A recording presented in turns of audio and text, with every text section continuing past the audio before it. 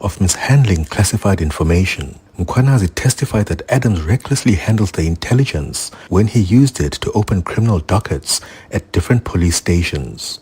Adams has refuted this, claiming that documents were slipped under his office door anonymously and that he reported the matter to the police. Adams will be the second member of parliament to take the stand after committee member and DA MP Diane Kohler-Barnard also responded to similar allegations. Another witness today is prosecutor Krishna Chetty, who was involved in a case involving fellow witness Paul O'Sullivan a few years ago. Babalo Ndanza, Eyewitness News, Parliament. Public Works Minister Dean McFersonen says the recurrence of collapsed buildings signals the need for crisis management after 9 people died at a construction site in Omonde. He says too many lives are lost due to structural failures.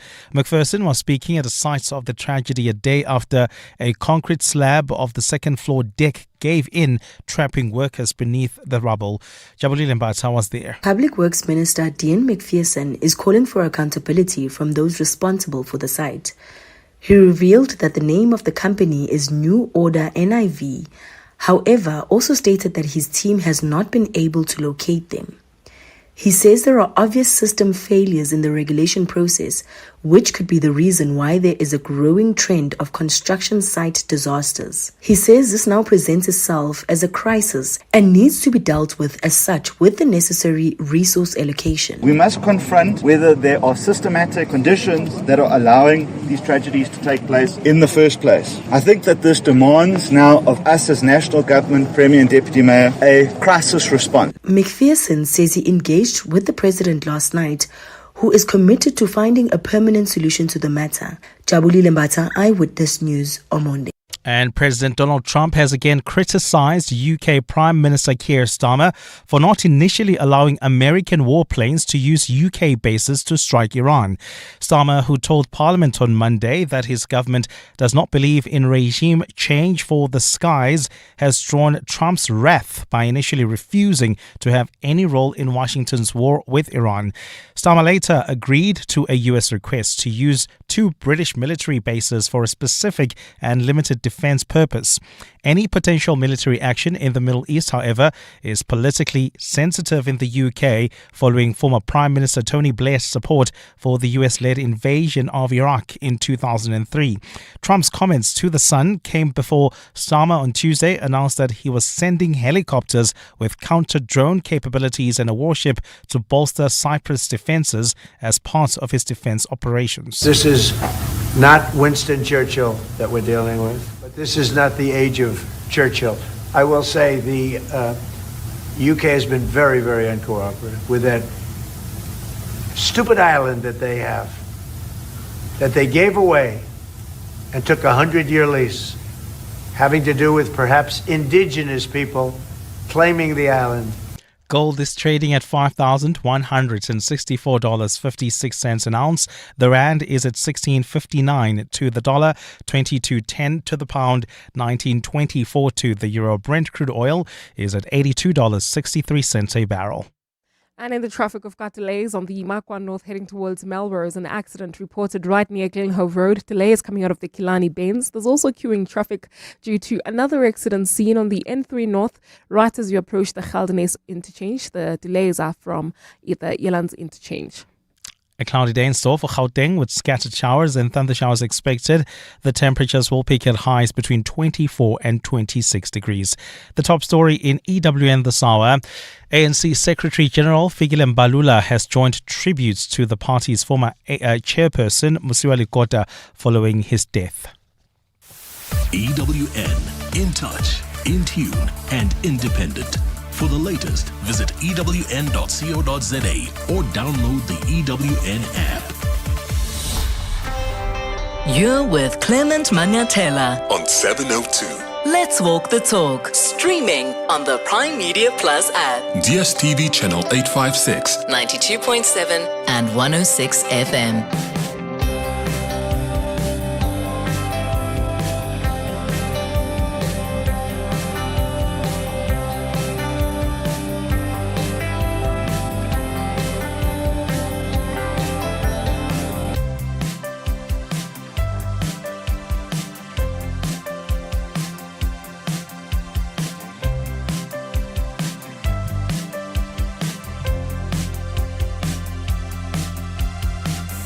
8 minutes after 9 o'clock. Dumelang. Welcome to the Clement Manyathela Show on this 4th day of March. It's great to have you with us here on 702. All right, there's a lot happening, right? Where does one even begin? First of all, condolences to the family and friends of Musui Lakota, the COPE leader, the founder of COPE, who passed away in the early hours of this morning. He's been sick for a while, in fact.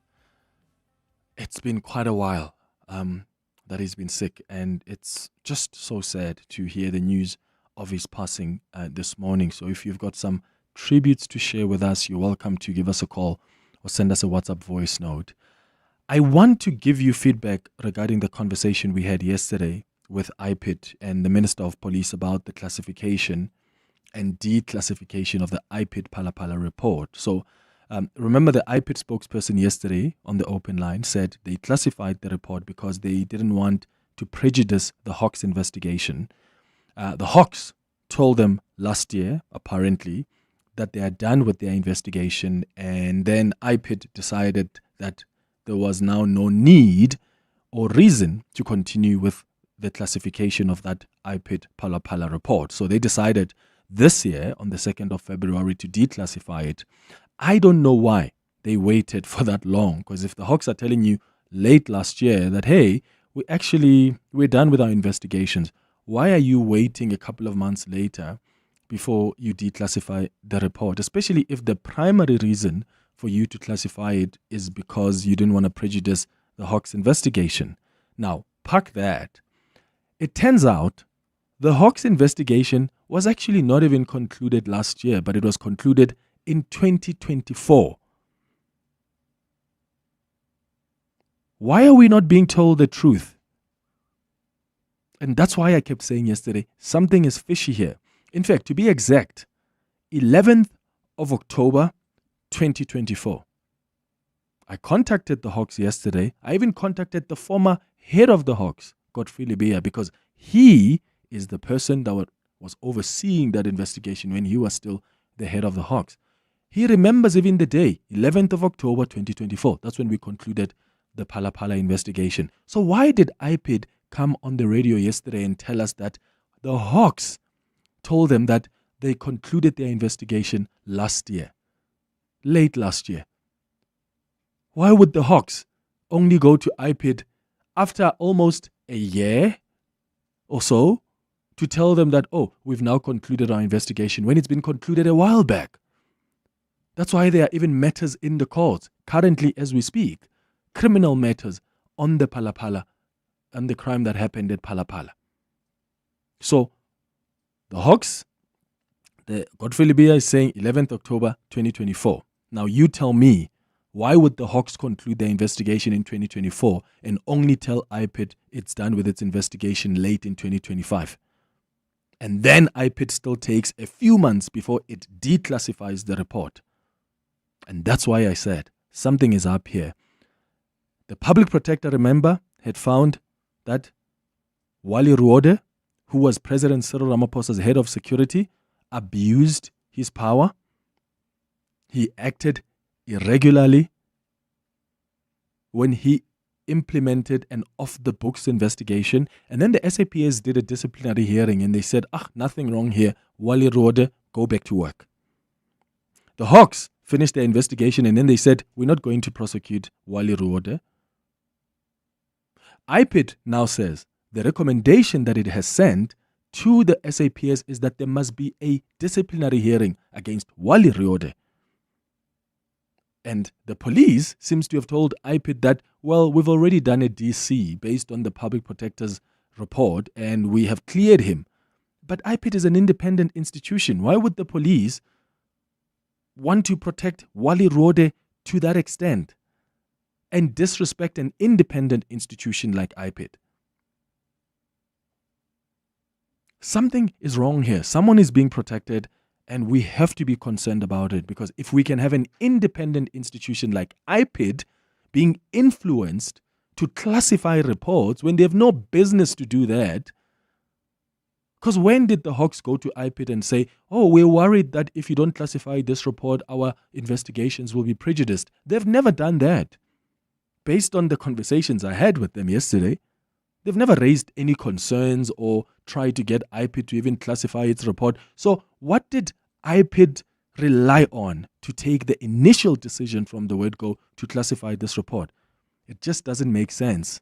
Even their dates, when they're telling us that the Hawks told them late last year that, oh, we're done with the investigation, and yet the investigation in the Hawks on Palapala ended in 2024, that's a major discrepancy. And it raises some really, really serious questions about this independent institutions and the decision that it took to classify this report. You can share your thoughts on 011-883-0702. Another issue I want to get your thoughts on the open line this morning is around the Minister of Public Works, Dean McPherson. There is an issue that's currently being debated, and I know because I've spoken to some senior leaders within the DA who don't necessarily agree with what Dean McPherson has done. But yes, they don't want to come out publicly because they don't want to be seen like they are attacking him. But make no mistake, this is an issue that the DA is going to deal with internally, from what I've heard from the people I've spoken to, senior leaders in the DA. Now, Dean McPherson, the Minister of Public Works and Infrastructure, traveled to Brazil with his partner at a cost of 350,000 rand. Now, let me be clear. I'm not suggesting that there was any law here that was broken. It's the hypocrisy more than the legality for me. Because the very same DA that used to complain that the ANC ministers take their partners on trips, they're doing exactly the same thing. The DA complained with Malusi. Remember when Malusi Gigaba went to New York with his wife at the time? They were up in arms. When Stella Ndameni-Abrahams at the time was traveling with his partner as a minister on work trips, they were up in arms.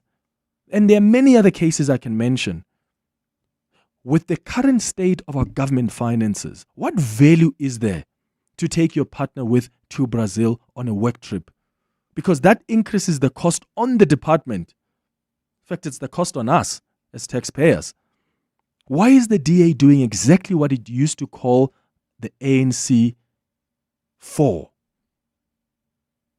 And that's why I said, when the DA started to work in the GNU, I said, it's a blessing and a curse. Because it's a blessing because the DA will have an opportunity to demonstrate to South Africans how different they are to the ANC when it comes to governance, because they can run a clean government, they can be quick with implementation. But it's a curse because the difficulty now is that the DA will realize how being in government is a different ball game. They've always been quick to criticize government. The slow pace of implementation. They criticize ministers when there's corruption in their portfolios, even though they were not involved. So they're going to be judged against the high standards that they set for government when they were the official opposition. Government is a beast. It's easy to criticize and make noise from outside until you are in the belly of the beast and you realize how slow things are. And I remember saying good luck to them in living up to the standards that they have set. And one of those standards is around the ministerial benefits. Remember, we kept on asking ourselves, are they going to use the two houses in Cape Town and Pretoria? Because they used to criticize ANC ministers for doing that. Are they going to use blue lights? Because they used to criticize that. Are they going to travel with their partners? Because they used to criticize ANC ministers for doing that. Why are they doing the very same things that they used to criticize and call out the ANC for? And I think even with Dean McPherson, he must be called out. In fact, when you look at even what the limitations are when you travel with your partner, my understanding is that it must be a spouse or a partner whose name you've also registered with government. I'm not sure if this partner that he traveled with, he has registered. I've invited him for an interview this morning. We've been told not available. We invited him yesterday, in fact, even at the SABC in the evening, not available. But we'd like to know. And how long was the trip for? Because apparently in government, you can bring your spouse or life partner if you're going for more than, for instance, 3 days. Was his trip for more than 3 days? If you so want to be with your partner in another country, why don't you just buy them a ticket to come there? Why am I, as a taxpayer, paying for your spouse or your partner to travel with you on a work trip? Why am I taking that? Doesn't make sense. But once again, it's the hypocrisy for me more than the legality. You can share your thoughts on 011-883-0702. WhatsApp's on 0727021702. Here's what's coming up at 10 o'clock on the show. We're going to be in conversation with David Martino, who is the French ambassador to South Africa, Lesotho, and Malawi. There's a lot going on in the world right now, but I think there's an important conversation to have as well about the relationship that South Africa has with France. At 11 o'clock, we're going to do our Listener's Choice feature. Today, we have been asked by one of our listeners to discuss Iran's proxies, the militant groups that Iran supports. Groups like Hezbollah in Lebanon, Hamas in Gaza, the Houthis in Yemen. How and why were these organizations formed? How does Iran support them? And what role have they played in the continuous conflict in the Middle East? That's a conversation at 11 o'clock. And then we're going to wrap up the show at 11:30 with the sharing space. That's the show coming up over the next 3 hours. Clement Manyathela, streaming on the Prime Media Plus app. DSTV channel 856, 92.7 and 106 FM. Kingsley on the WhatsApp line says, Clement, sincere condolences to Tate Lakota's family and friends. I remember him being one of the first and most senior ANC officials, then ANC National Chairperson, to speak out against the then Deputy President Jacob Zuma and his allies. There were times when he misread the room on the ground, such as when he insulted the people of Kagiso and when he clashed with those who favored singing Umshiniwam. But this was a man who stood by his convictions, whether you agreed with him or not, and was brave enough to walk the talk. Robala ka khotso ntate Lakota.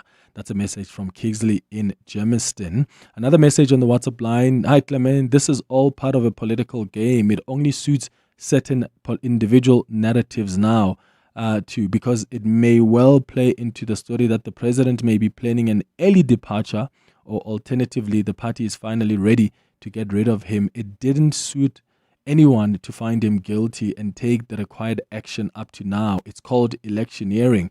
But yeah, remember with IPID wasn't necessarily investigating the president. IPID was actually investigating the conduct of the SAPS members who dealt with the Palapala issue.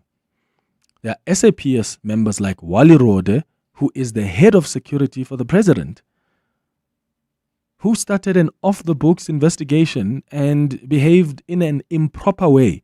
That's what the public protector found. IPID has also come out to found this person didn't behave in the way that a police officer is supposed to behave. But the SAPS have somehow, in the face of these two reports, said this man is okay to return to work. He's done nothing wrong. I mean, what does that tell you? Why do we have an independent institution like the public protector? Why do we have an independent institution like IPID? And for us to only be told that, they went through a DC. He went through a DC, he's fine, he's back to work. It just doesn't make sense. And there's a lot about Palapala that has not made sense. And if we are just going to let it pass as citizens, we will pay the price in future. Because we are setting a precedent. There are things we are allowing that in the future, when things that get buried or people get protected and we want to complain about it, we'll remember this moment when we simply look the other way.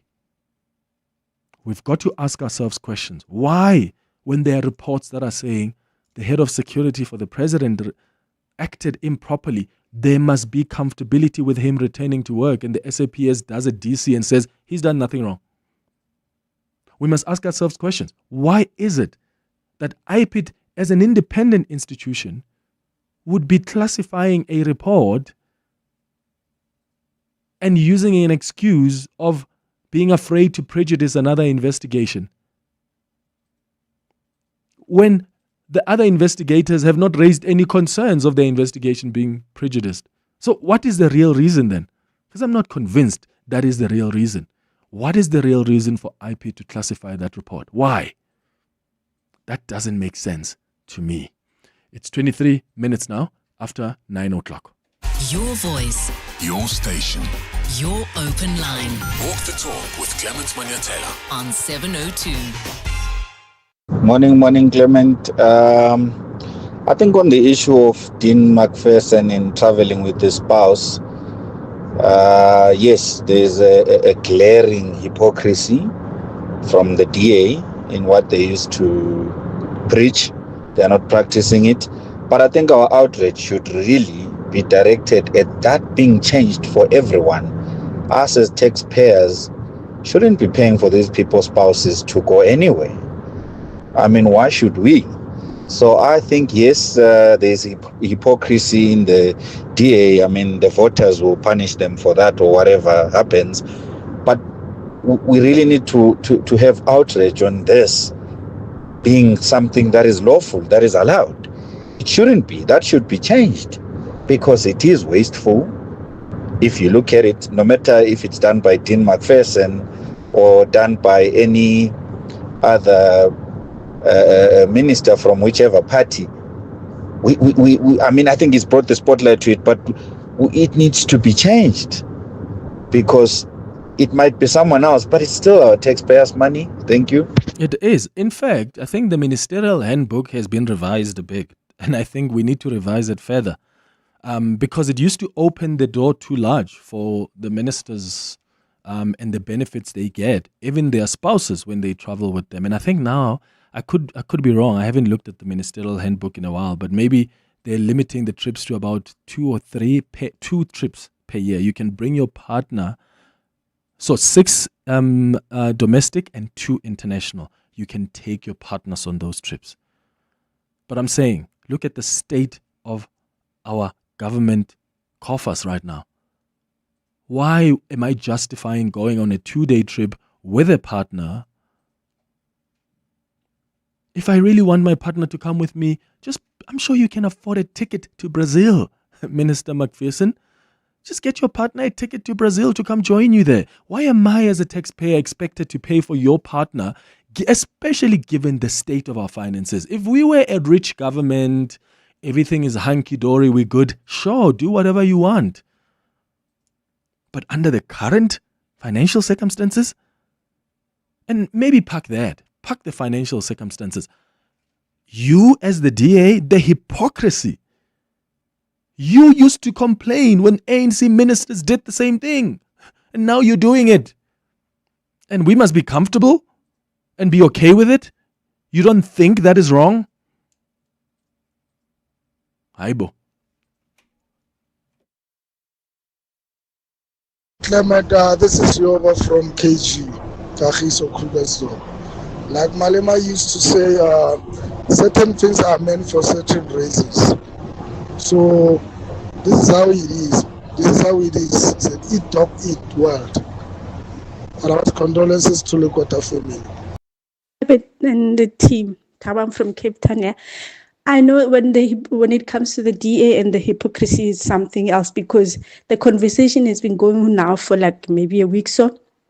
So, and also like some of the ministers don't want to account, should reveal their travels as to how much they spend whenever they take trips up, because ministers must declare, but they don't want to.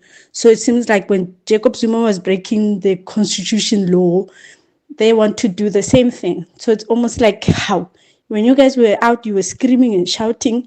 Now you're inside, you're doing the same thing that you were screaming and shouting about. So how are you guys different from what you are telling us not to vote for? Because you must do something different. You must stand your ground. So yeah. Yeah, and also here's what's interesting. It's not just Dean. There are some DA ministers that are being shady about their travel costs. Even the communications minister, Soli Malatsi, we are told by some members of parliament that he allowed questions to lapse by failing to submit updated travel expense information. Agriculture Minister John Steenhuisen, Siviwe Kwahube, the Basic Education Minister, we are told that they've also evaded accountability by providing weak excuses about administrative capacity constraints. So now they're not really being transparent with us about how much they have spent, their departments have spent on their travels. That is important because that's what the DA used to complain a lot about. And that's why I've said, as soon as they joined the GNU, my comment the next day was, good luck to them. Because this is both a curse and a blessing, and it's a curse because the very same high standards that they set for ANC ministers are the very same standards we're going to judge them against. So they must take it now. They must take it. Come out, apologize, or pay back the money, because that's what you would have expected ANC ministers to do, right? Unless, of course, the rules must apply differently to you now. Hi, Clement. It's Mike here from Ivory Park. This thing of politicians not wanting to account when matters doesn't favor them is really not good. Didn't McFersonen was here on your show about maybe 3 weeks ago, if I'm not mistaken, because the matter that was being raised was favoring him. He was on your show, but when things turn around and then he needs to account to the public, he just runs away. All the politicians are like that. So I think you shouldn't stop looking for him. You should just hunt him down. I'm sorry for the word, but you should look him, call him to your show, and he needs to account. Thanks.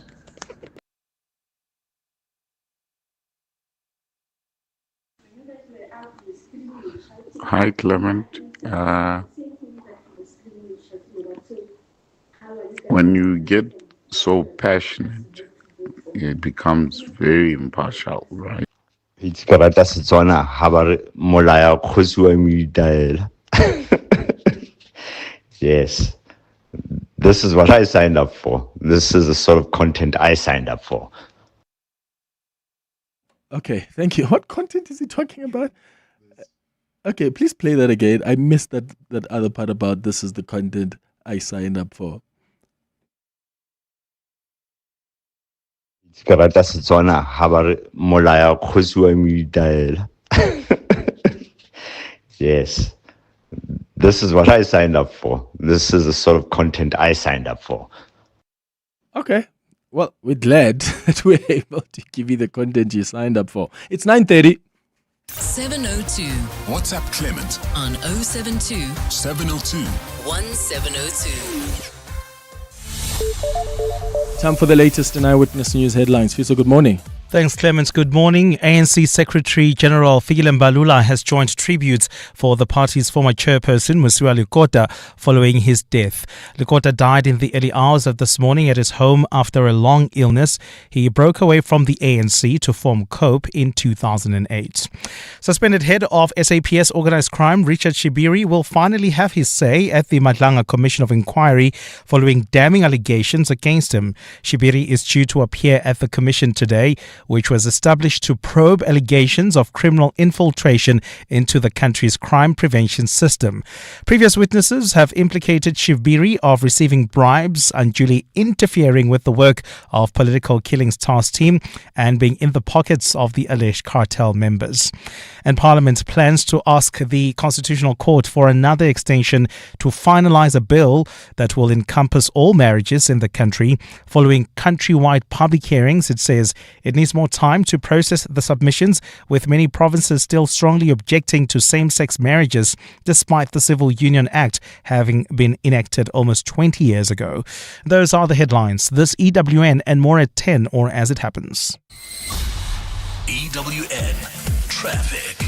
Traveling in Lanseria, we've got an accident on the N14 East. It's reported right near the R114. It's causing heavy traffic volumes. Please be on the lookout there. If you're heading towards areas like Dipslot as well as Four Ways, please try to use Malibongwe Drive instead. While traveling on the Mark 1 North, we've got bumper-to-bumper traffic between the Halton Drive and the Glenhove Road exit. This is due to an accident there.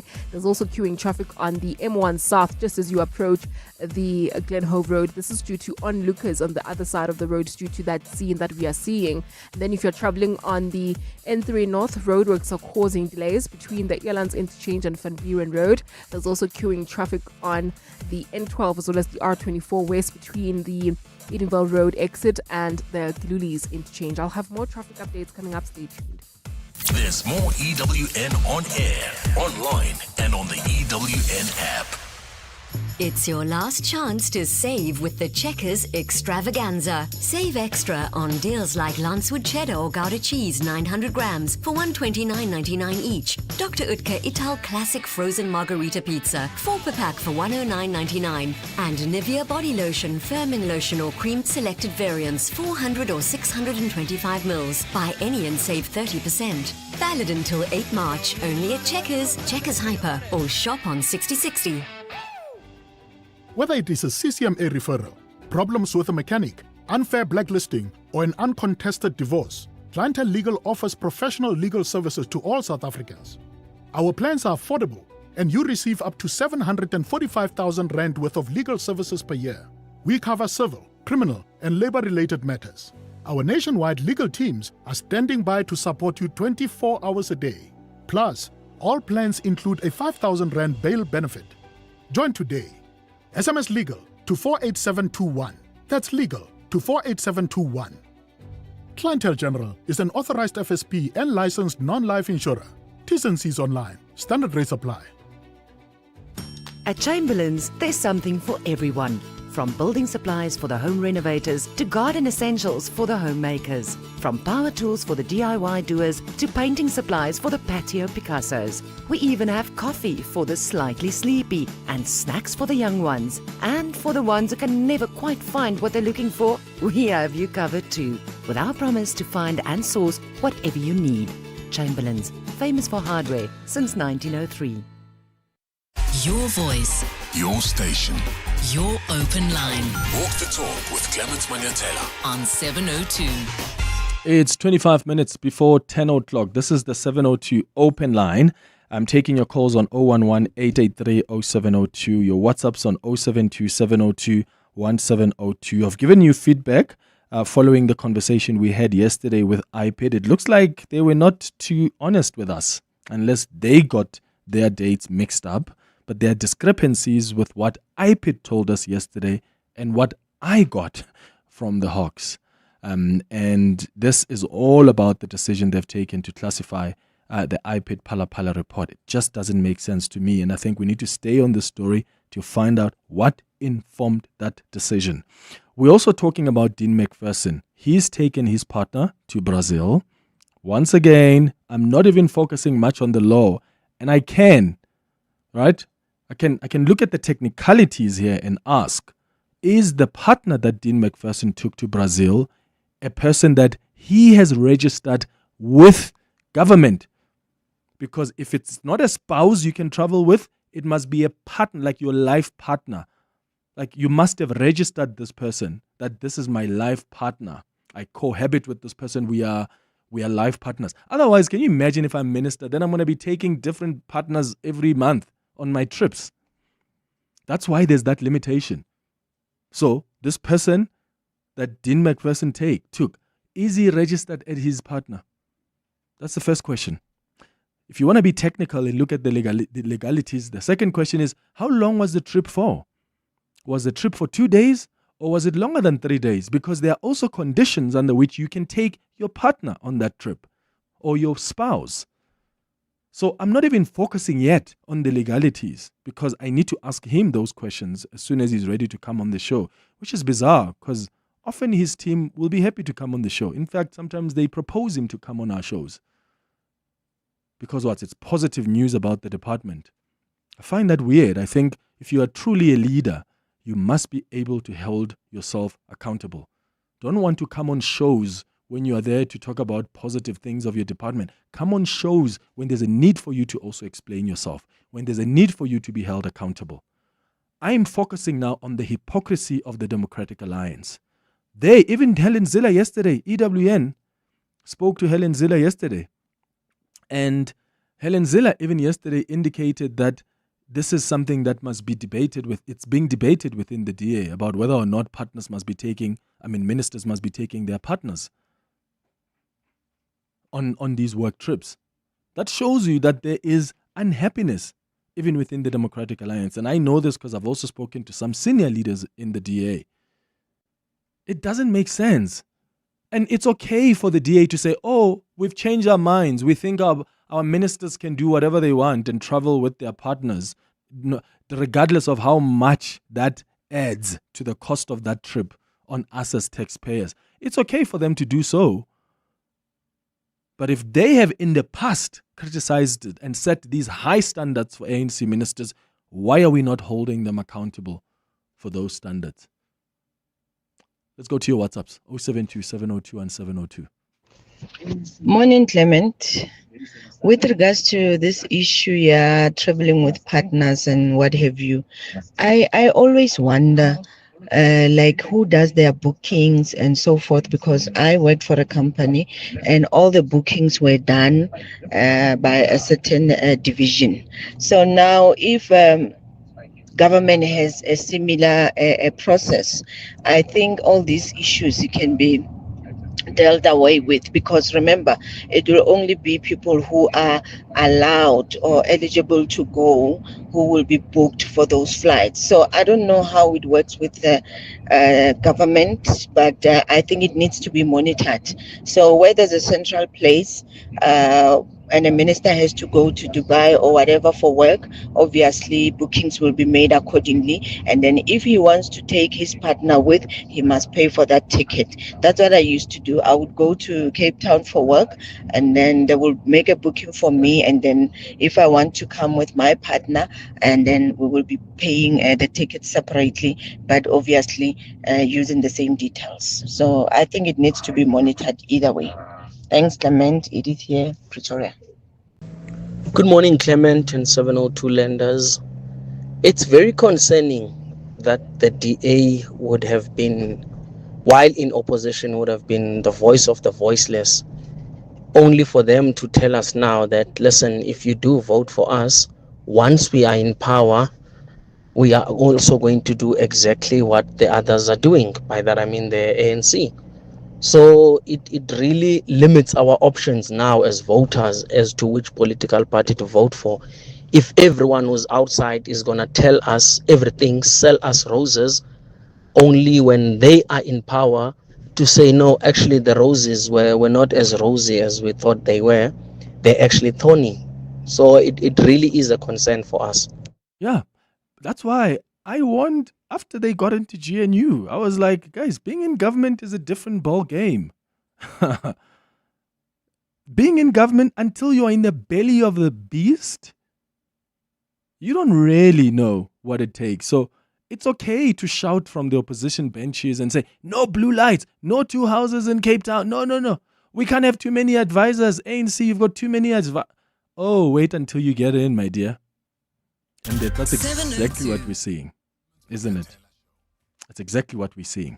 Let's go to some calls now on 011-883-0702. Dumisani, let's start with you. You're in Germiston. Good morning. Morning, how are you? I'm all right, man. What do you want to say about IPID and the Hawks?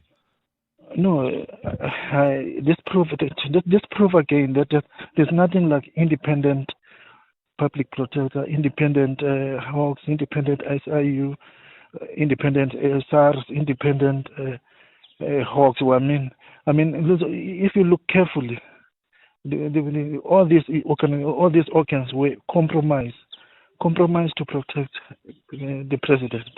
If you go to SARS, they didn't give us a proof that, in fact, the president declared those dollars, and then they give us. Instead, look, they generalize to say that no, the president usually pay his tax, and then even the Reserve Bank didn't give us a proof that in fact the president declared those dollars to them. The Hawks or whatever, they're all compromised. The public protector, they're all compromised to protect the president. The president, if you compare him to Jacob Zuma, I mean, the president has getting away with many wrongdoings. I mean, and then he's been treated with a velvet gloves compared to Jacob Zuma. There's no one who's holding him accountable. Whatever answer he's giving us, we take it as it is. Yeah, not all of us, Dumisani. That's why we've been asking these questions. That's why 2 weeks ago I had a comment about the Constitutional Court and why it's taken over a year and 3 months or so to deliver the Palapala judgment. I hear your point, but I don't think it's everybody who's just taking what the president says. Matume, you are in Soshanguve. What are your thoughts? Hi. Morning, Clement. Sure. Clement, this independence issue, basically, it's not somebody in the IPID broke the law. Because if we look at this independent, who are the independent from? They are independent from the police. They must do their work independently of what the police are doing. So if somebody says we classify this particular issue because we wanted the police to first do their work, then they are negating this independent. Then you are not independent. Then there's no way you are independent if your work then relies so much on also what others are doing. You can do your thing and allow others to do their thing. Yeah. So what we saw in Madrang, Clement, is that people do not do their work, and we must wait for a commission of inquiry to find out why and so on. So the thing that Dimsani said is we just support. Yeah. Matume in Soshanguve, thank you for your call. Peter, you in Sprayed View. What do you want to say about the DA? Yeah, Clement, quick one. Clement, ANC is very, very lucky, Mr. Clement, because just before the elections, the opposition does all the blunders. I mean, look at the credit card John Steenhuisen and the latest one. So, yeah, I think without them doing anything, because the very same doubtful constituencies, now they'll say, but hang on, why should we still go there? They're all one and the same thing, though I think the GNU has added some value into the country. True. In terms of people applying their minds before they can pass whatever that has to be taken. No, absolutely, Peter. And look, I don't even want us to, that's why I'm not talking about Dean McPherson and this mistake, if really he believes it's a mistake. I don't know if he'll be a leader enough to take accountability. But if he really believes it's a mistake, that's it, then we can move on. But I'm not trying to mix it up with even his performance in government. We're just talking here about his action and the decision that he took, which is just bizarre. It's just not making sense. And unless perhaps you are someone who follows blindly the leaders and you were okay with the DA calling out the ANC, but now you're fine with the DA doing exactly what the ANC used to do? Nah, doesn't make sense. It's 15 minutes before 10. You're with Clement Manyathela. 7:02. Let's walk the talk. So the war in the Middle East, my friends, is now taking shape. There was a classified briefing yesterday in the U.S. Congress in one of the committees, and both some Republican lawmakers and Democratic lawmakers are warning that this war is about to get worse. What has concerned them is that it's still unclear how long the war is going to take. And it's still unclear why the U.S. attacked Iran first to begin with. And the explanations have been different over the last few days.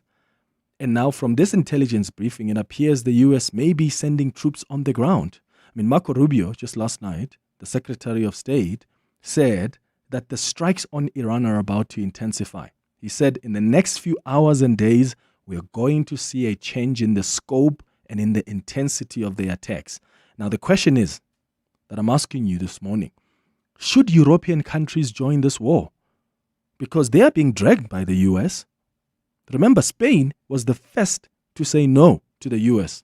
The Spanish Prime Minister, Pedro Sanchez, denied the US's request to use his country's bases as part of the military operation. In fact, he said this is unjustified, dangerous military intervention and condemned the US and Israel's quote-unquote unilateral military action against Iran, warning that it is contributing to a more hostile and uncertain international order. President Trump has now cut all ties with Spain because Spain said, no, we don't want to join this war with you. Spain has been terrible. In fact, I told Scott to cut off all dealings with Spain. Spain, first of all, it started when every European nation, at my request, paid 5%, which they should be doing. And everybody was enthusiastic about it, Germany, everybody. And Spain didn't do it. And now Spain actually said that we can't use their bases. And that's all right, we could use their base if we want. We could just fly in and use it. Nobody's going to tell us not to use it. But we don't have to. But they were unfriendly. And so I told him we don't want to. Spain has absolutely nothing that we need other than great people. They have great people, but they don't have great leadership. And as you know, they were the only country that in NATO would not agree to go up to 5%. I don't think they would have agreed to go up to anything. They wanted to keep it at 2%, and they don't pay the 2%. So we're going to cut off all trade with Spain. We don't want anything to do with Spain. So they're cutting off all trade with Spain. Also, you never know when the U.S. president actually means the things he's saying or if he's just being emotional in that moment. We'll see, because he's made... Remember, there was a time when he threatened the French president with tariffs on champagnes because he said the French president didn't want to join the Board of Peace. So the U.S. president said, I'm going to actually impose 200% tariffs on French wines just to get Emmanuel Macron on the Board of Peace. So these threats have been there before. Now listen to the UK Prime Minister Keir Starmer, because he says the UK will help the US, but this is for specific and limited defensive purposes. Starmer did say the UK doesn't believe in regime change from the skies, but here they are joining and helping out the US. The only way to stop the threat is to destroy the missiles at source, in their storage depots or the launchers which are used to fire the missiles. The United States has requested permission to use British bases for that specific and limited defensive purpose. We have taken the decision to accept this request to prevent Iran firing missiles across the region, killing innocent civilians, putting British lives at risk, and hitting countries that have not been involved. So that's what the UK Prime Minister Keir Starmer said. But even with him compromising as the UK and saying, we're going to help out, Trump is still not happy with the UK. He says they were too slow in allowing the US bombers to use the UK bases. By the way, I'm not happy with the UK either. That island that you read about, the lease, okay, he made it for whatever reason, he made a lease of the island. Somebody came and took it away from him. And it's taken 3-4 days for us to work out where we can land there. It would have been much more convenient landing there as opposed to flying many extra hours. So we are very surprised. This is not Winston Churchill that we're dealing with. Yeah. So Australia and Canada have offered their support. Here's the Canadian Prime Minister, Mark Carney, saying he supports the U.S. strikes, but with regret. We support efforts to prevent Iran from obtaining a nuclear weapon and to prevent its regime from further threatening international peace and security. Because Canada is taking the world as it is, not passively waiting for a world we wish to be. We do, however, take this position with regret because the current conflict is another example of the failure of the international order. Yeah, so Canada says, we're going to support you, but with regret. I know the French president didn't seem to be supporting the war. In fact, he was warning Israel against invading Lebanon. But Iran is now warning that any European country that is aiding the U.S. will be considered an act of war. This would be an act of war. Any such act against Iran would be regarded as complicity with the aggressors. It would be regarded as an act of war against Iran.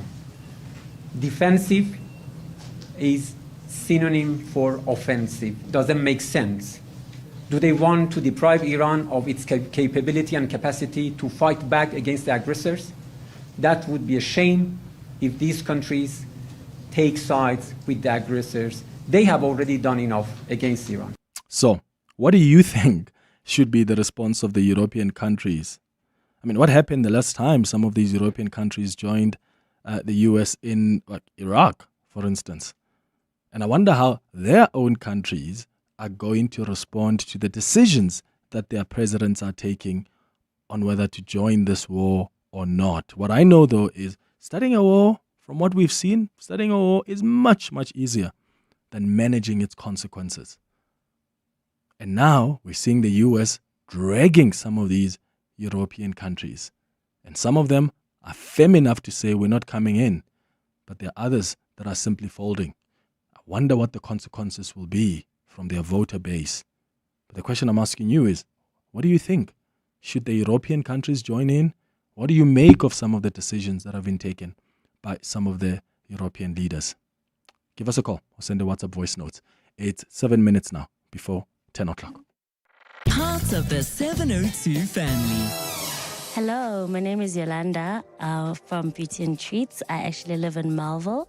702 means for me changing the narrative and also being very informative. Thank you for listening. Welcome to our 702 family. Let's walk the talk. This is a message from Johannesburg Water. Johannesburg Water understands the frustration and inconvenience some residents are experiencing due to the current water interruptions in some parts of the city. Their technical teams are working around the clock to stabilize supply by repairing major leaks, managing system pressure, and coordinating closely with the bulk supplier. Focused interventions are underway on critical systems and areas to support system recovery and restore supply. Alternative water supply continues being provided in affected areas. Johannesburg Water, a water utility that cares. Need a seat? Try 7 or 5, it's your call. Want a sunroof? Make it a panoramic. Gotta have power? How does award-winning 138 kilowatt sound? The Changan CS75 Pro is big enough for the kids, smart enough for your playlist, and stylish enough for your Friday night too. Why settle when you can have it all without compromise? The Changan CS75 Pro. Drive tomorrow's SUV today. Visit changanmotors.co.za for more. Changan, driven to evolve. You can become a victim of a legal problem. Wrongful arrest, assault, uncontested divorce, rental disputes, maintenance matters, or labor problems. It can happen to you. Clientele Legal provides tough professional lawyers for an affordable monthly premium. Our legal team is standing by to assist you 24 hours a day. Join today. SMS Legal to 48721. That's legal to 48721. Clientele General is an authorized FSP and licensed non-life insurer. T's and C's online. Standard rates apply. 702. WhatsApp Clement on 072 702 1702. 5 minutes before 10 o'clock. Hi, Clement. Concerning the Spain issue, if you would note, Spain also did not participate in World War II at all. They did not send not one soldier during World War II. So I'm not surprised, but it's quite commendable that in a time of populist leadership, Spain stood up and said, we are not going to go with this boat. Cheers. Morning, Clement Manford here. You see, you can feel the tones on their voices. These guys are angry, Trump sounds angry. The British guy is also angry. You know, these old guys, the age around 70s and stuff, they don't care about other people. What they want is what they want, and they want to kill people before they die themselves because they are almost there. Now you can hear this British guy, his voice, he has got anger. So it's not all about helping, it's about anger. These guys are very angry. And for what? I don't know. But at the end of the day, these guys are wasting time. They are just wasting time. They can see that, especially the US, can see that they didn't expect the retaliations from the Iranians. Now they are feeling the heat. They want to drag everybody into their mess. Yeah, it's a shame in this world. Yeah? Thank you. Oh, you're so right. I was actually thinking about that last night. I was speaking to a friend about like the US, and because it looks like they are taken by surprise. They didn't think that Iran was going to retaliate in the way that it is, because Iran's strategy seems to be very clear, and I don't know what you think, but at least to me, it appears like Iran is trying to internationalize the war, right? They want to increase the collective price of this conflict. That's why you see hotels, ports, infrastructure, airports are affected there in the Middle East. I mean, they're hitting embassies, consulates in Saudi Arabia. I mean, I got shocked to learn that Americans in Israel were told by the American embassy in Israel that we can't help you. There are some who've been desperate and they were told, we just can't simply help you. And I don't think America expected Iran to retaliate in the way that it has. Which is sad, because if America was not ready for this level of retaliation, they have put their own citizens at risk. Because a huge amount of Americans, I would imagine, that are living abroad, that do business in energy infrastructure in the Middle East.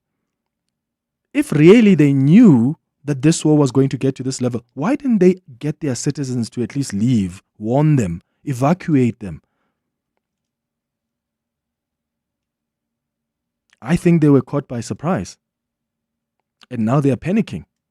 Now you're dragging European countries to help you in this war. It's going to be interesting. Morning, Clement. These leaders from the European countries, they don't have spine. They don't have backbones. They're being bullied by the US, and they're going to do what the US is asking them to do. People have no spine to stand up against Trump. Trump is just going around doing what he wants. He's going to do this, and he's going to do it to another country after this one. It's just going to perpetuate. It's going to continue until his term is over out of office. If nobody puts a stop to it, it will continue. And then the world is just going to sit and saying it is wrong, it is wrong, it is wrong, without anybody standing up and doing something about it. We are right now sitting back and watching someone being a bully, and yet we all say that we are against bullying. What are we teaching our children if this is what we are sitting back and watching? We are not leading by example as the world right now. Yeah, look, the consequences of this war are going to be so massive. And as you've heard, or what I said earlier about what Marco Rubio indicated earlier was, it's about to get worse. The bombs, the missiles, the attack is going to intensify over the next few days. And also, I stayed up last night to watch responses from the lawmakers from Congress, because they had in one of the committees, they had a classified briefing about this war in Iran. And most of them came out and said, oh my God, we are scared, because it looks like things are about to get worse. And it looks like America may even go to the extent of sending soldiers on the ground. That's not going to be good for anyone. More so the Iranians, the civilians on the ground. It's 10 o'clock. This is EWN. Good morning, I'm Sfiso Zulu. ANC Secretary General Fikile Mbalula has joined tributes for the party's former chairperson, Musui Lakota, following his death. Lakota died in the early hours of this morning at his home after a long illness. He broke away from the ANC to form COPE in 2008. Mbalula has praised Lakota for being bold and courageous. Was not somebody who was fearful of making a difference and standing in protest if necessary to articulate his views. May he rest in eternal peace. He will be remembered as somebody who was not shy of standing up for his views and making a difference. The Madanga Commission of Inquiry has called the medical certificates of alleged political fixer Brian Mokhotsi useless, saying it will be considering serious actions against uncooperative witnesses. Mokhotsi made a brief appearance at the Commission this morning to explain his no-show on Monday. But before he could speak, Commission Chairperson Buyiseli Madlanga made a speech about the bothersome pattern of witnesses falling sick before they have to testify. Madlanga says the Commission reserves the rights to call in the doctors who write these sick notes and also to refer them to the country's medical boards. We are not going to sit here and continue receiving useless medical certificates like the last one was and like yours appears to be. Mokhotsi apologized to the Commission for not showing up on Monday, saying he wasn't feeling well. Coming back from Cape Town since Friday, I was not okay. Like you say, confidentiality of the illness, but mine, I just had a lot of pressure, more like a diarrhea. I was so sick. I'm still not well. He's still expected to testify before the commission, but his testimony has been postponed to a later date. Meanwhile, suspended head of SAPS Organised Crime, Richard Shibiri, will finally have his say at the Matlanga Commission of Inquiry today, following damning allegations against him. Shibiri is due to appear at the commission, which was established to probe allegations of criminal infiltration into the country's crime prevention system. Previous witnesses have implicated Shibiri of receiving bribes, unduly interfering with the work of political killings task team, and being in the pockets of the alleged cartel members. And Parliament plans to ask the Constitutional Court for another extension to finalise a bill that will encompass all marriages in South Africa. Following countrywide public hearings, it says it needs more time to process the submissions, with many provinces still strongly objecting to same-sex marriages despite the Civil Union Act having been enacted almost 20 years ago. However, there appears to be a broad support for raising the legal marriage age to 21. Lindsay Dentlinka reports. In 2022, the Constitutional Court gave Parliament 2 years to remedy the Marriage Act and the Divorce Act because they failed to recognise Muslim marriages. While the Divorce Act has since been remedied, the Home Affairs Committee is still grappling with bringing all 3 acts governing marriages in South Africa under one law before the extended June deadline. With 1,760 submissions to the bill, largely from religious groups, Home Affairs Committee Chairperson Mosa Chabane says more time is needed to process and respond to the views. It won't be possible for the NSOP to conclude within that time frame because of our engaged work on the subject matter. Parliamentary legal advisor Singisa Zanani says Speaker Toka Didiza has given the go-ahead to apply for a second extension. So we are at the stage where we have issued the instructions to the state attorney, and they are in the process of securing counsel to prepare the application. An analysis of oral hearings showed the Northern Cape, Northwest, Free State, KwaZulu-Natal and Gauteng appearing largely to be against the bill.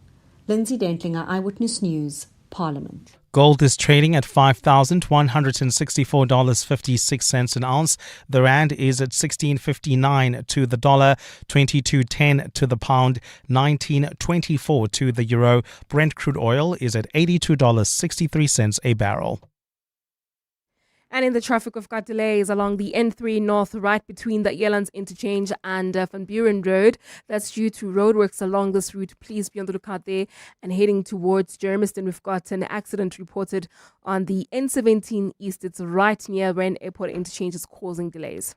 A cloudy day in store for Gauteng with scattered showers and thunder showers expected. The temperatures will peak at highs between 24 and 26 degrees. The top story in EWN this hour.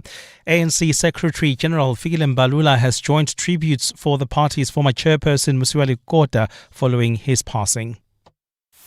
EWN, in touch, in tune and independent. For the latest, visit ewn.co.za or download the EWN app. You're with Clement Manyathela On 702. Let's Walk the Talk, streaming on the Prime Media Plus app. DSTV channel 856. 92.7 and 106 FM.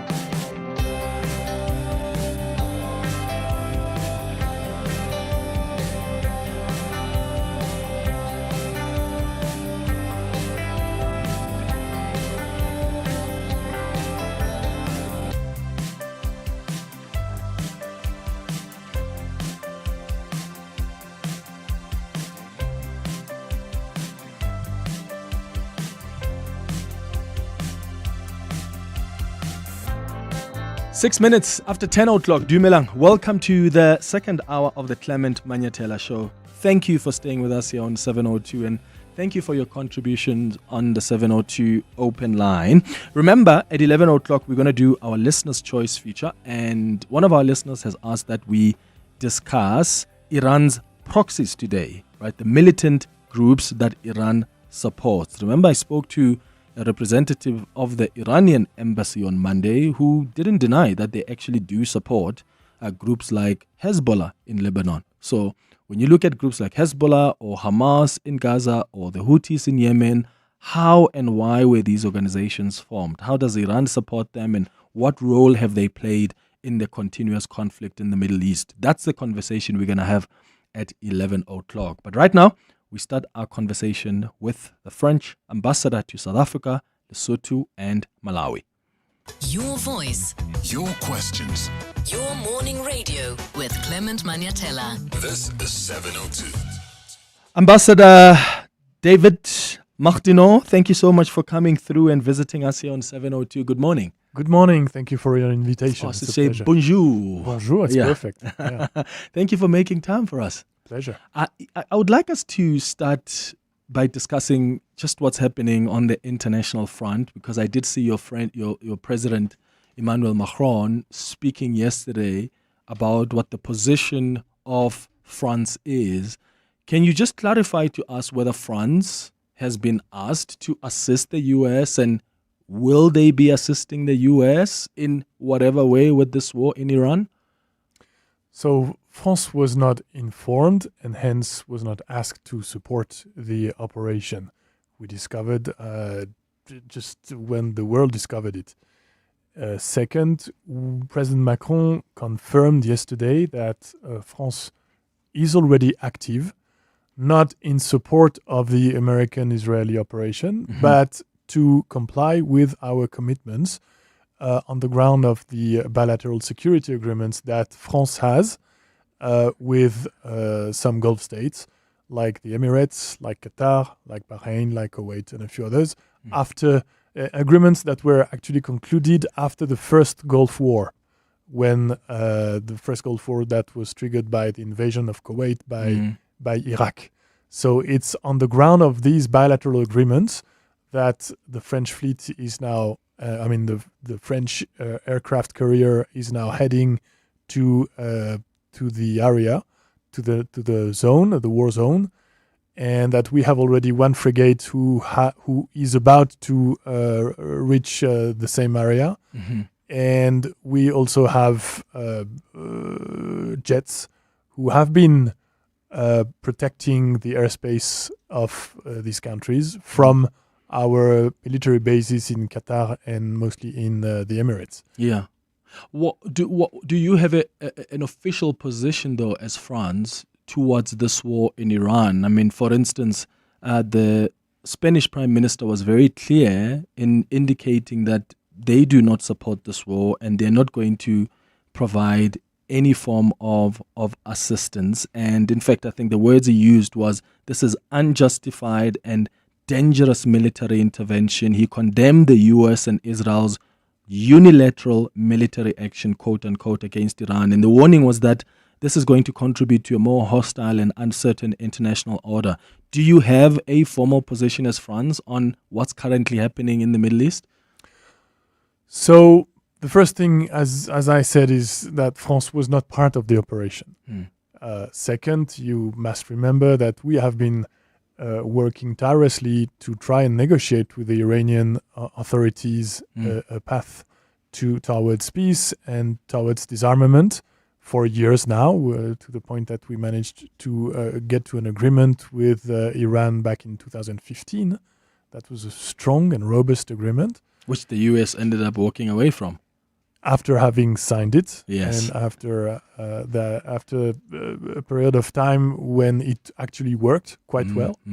So, but that's the past. The situation now is that obviously for us, Iran bears a huge responsibility in the situation for having supported what you have said a few minutes ago, supported terrorist groups around the world. However, we are now trying to find ways to de-escalate, even if we don't really have the cards now. I mean, our first priority now is to take care of our citizens in the region that we are trying to put under protection, notably those who are asking for it and those who are most vulnerable. So this is our position now. This is what we are trying to achieve. Yeah. Has it proven to be difficult to try and assist some of your citizens that are stuck in the Middle East? And how are you assisting them? Because, I mean, taking them out, evacuating them is going to be a challenge because the airspace is shut down. What ways as France have you tried to intervene and assist some of your civilians that are stuck there? So there are several ways. Some commercial flights still offer seats, and we are trying to put some passengers and those who are in a rush on them. We are already organizing 2 military flights. Some airspaces are still open, notably Oman, and we have managed to evacuate some French citizens from them who were particularly vulnerable. Okay, I want us to get into the relationship that France and South Africa have. I mean, we've known each other for 30 years since the dawn of our democracy. How would you describe the current health of this relationship between South Africa and France? How many hours do we have? So what I can say for now is that France and South Africa have, I believe, strong relations, and my job is also to make every effort to strengthen them up even more. We have made progress over the years. We have strong economic ties. We have, you may remember that President Macron committed to accompany South Africa in its just energy transition. And on that topic, along with other partners, and notably Germany, the European Union, and a few others, we have delivered on the promise, on the commitment. We have managed to bring not less than 1 billion euros to the table to accompany again the just energy transition in South Africa. And of that, I think we can be satisfied. The question is now, how do we continue? How on what the lessons we draw is that, 1, we did what we said we would do, and 2, we did exactly what our South African partners asked us to do. So that was exactly along the lines that were expected by South Africa. We have areas where progress can be achieved, and we are working on that.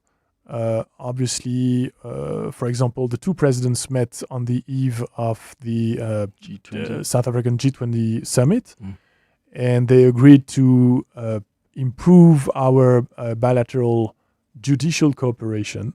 And that's very practical, that's very concrete. That's how do we help each other when crimes are committed in France or in South Africa. We believe that we have achieved very substantial progress when it comes to maritime surveillance. Obviously, South Africa is facing challenges in the Mozambique Channel when it comes to human trafficking, narco trafficking, and also the protection of maritime ecosystem. And what we've managed to do is that we've managed to organize joint maritime patrols between our 2 navies, and that's already a great achievement. It may not look substantial, but it's very concrete, and it's going to help both our countries to protect those maritime protected areas. The 2 presidents also agreed on the fact that we need to start a strategic dialogue between our 2 countries, because again, as I just showed you, we have facing challenges together, and we need to be more efficient on that. And and also when it comes to bilateral issues, global issues, it is for us absolutely clear that we share the same values. And that's why France, along with the European and Western partners, most of them have been in support of the South African presidency of the G20. And we were very happy and satisfied that President Ramaphosa managed to get a leader's statement at the Johannesburg summit. And we were very much in favor of it because, again, we share the same values and we share the same objectives. And that's why President Macron told President Ramaphosa that his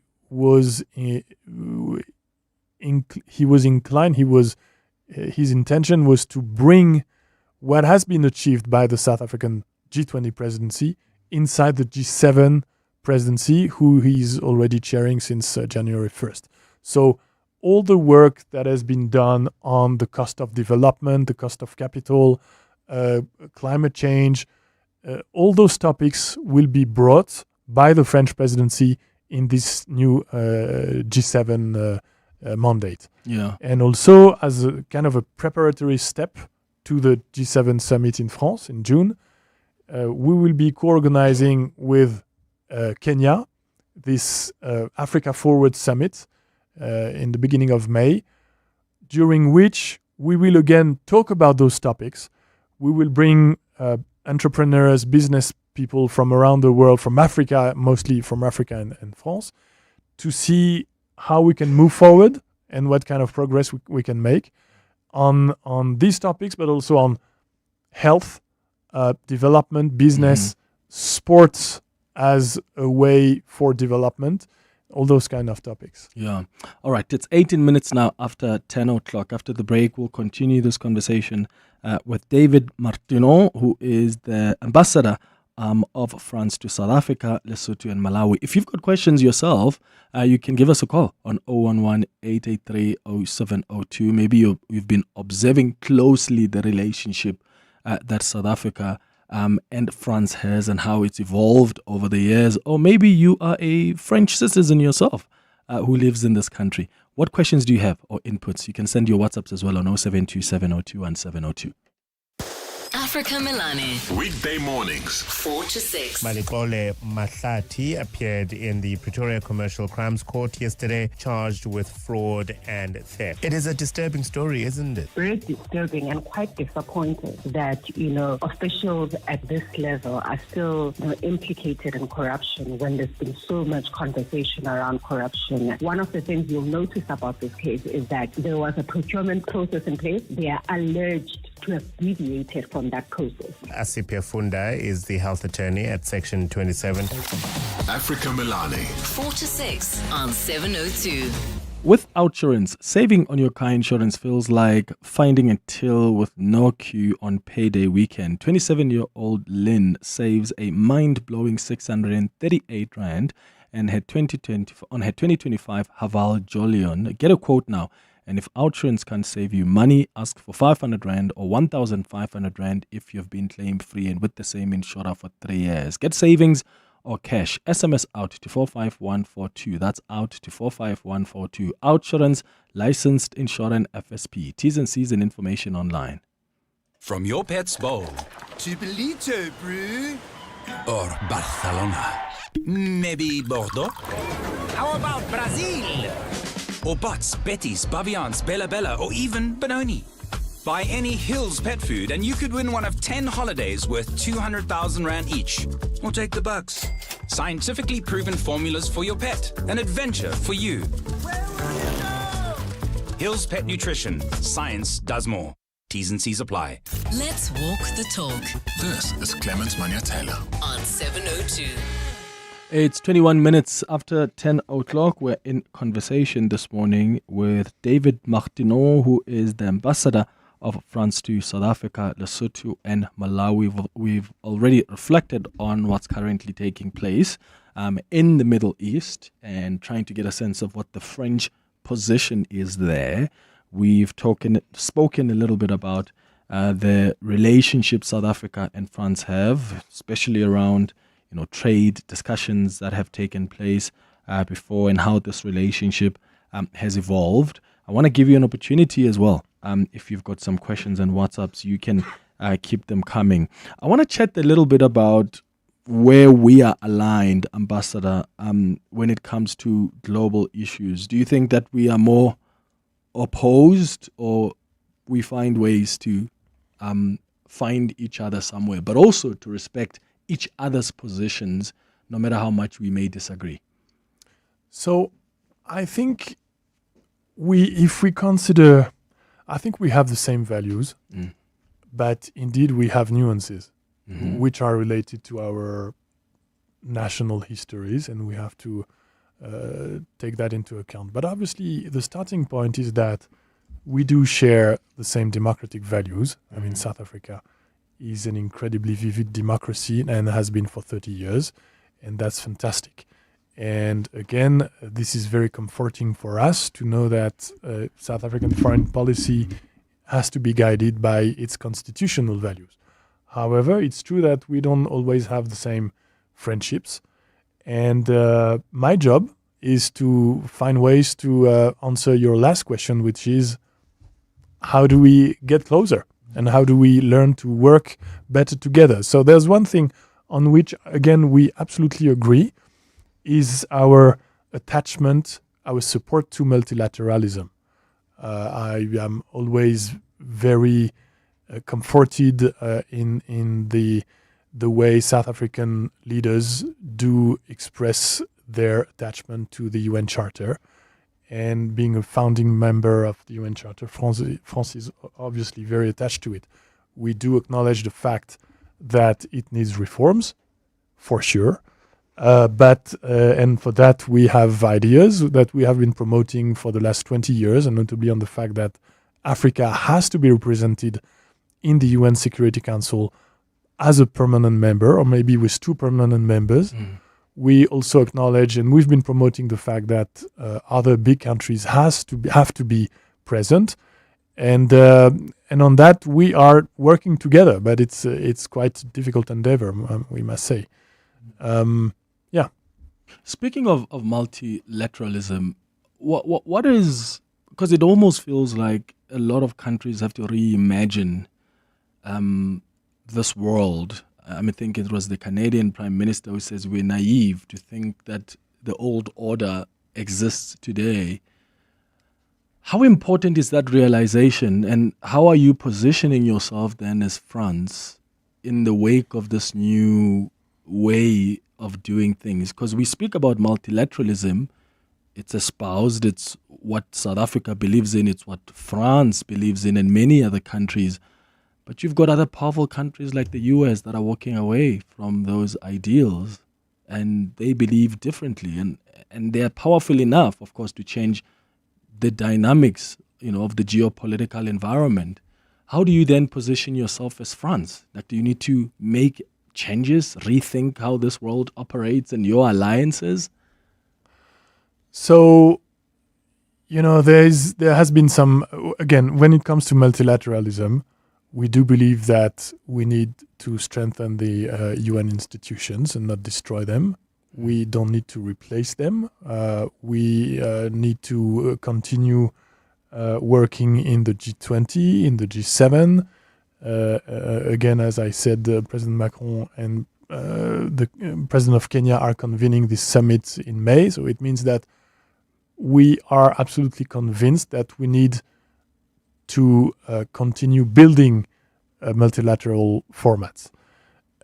When it comes to peace and security, so for example, that's because we are attached to the UN Charter, France has not agreed to participate in the Board of Peace. That's President Trump's idea, and we consider that it raises more questions than it solves. We would like it to be more focusing on Gaza than trying to extend its self-given mandate. And so that's for one. When it comes to peace and security, I think France has showed some consistency over the last 70 years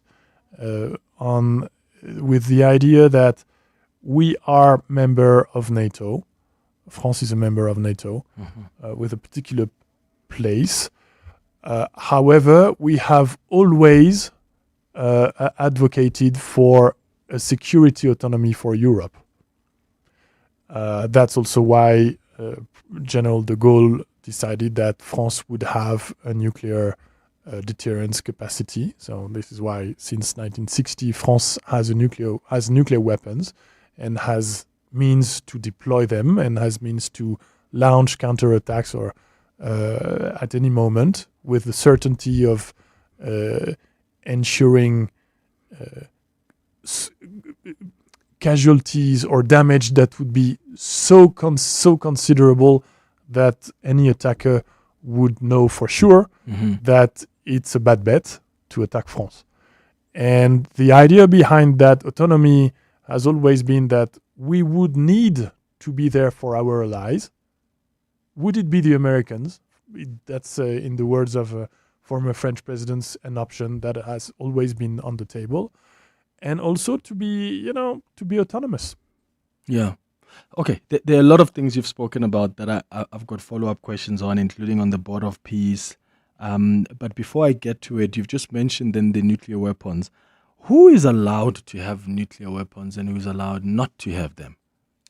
So now, under the Treaty of Non-Proliferation, only those countries who are already have that capability have the right to keep it. All those who haven't signed the treaty are not bound by it.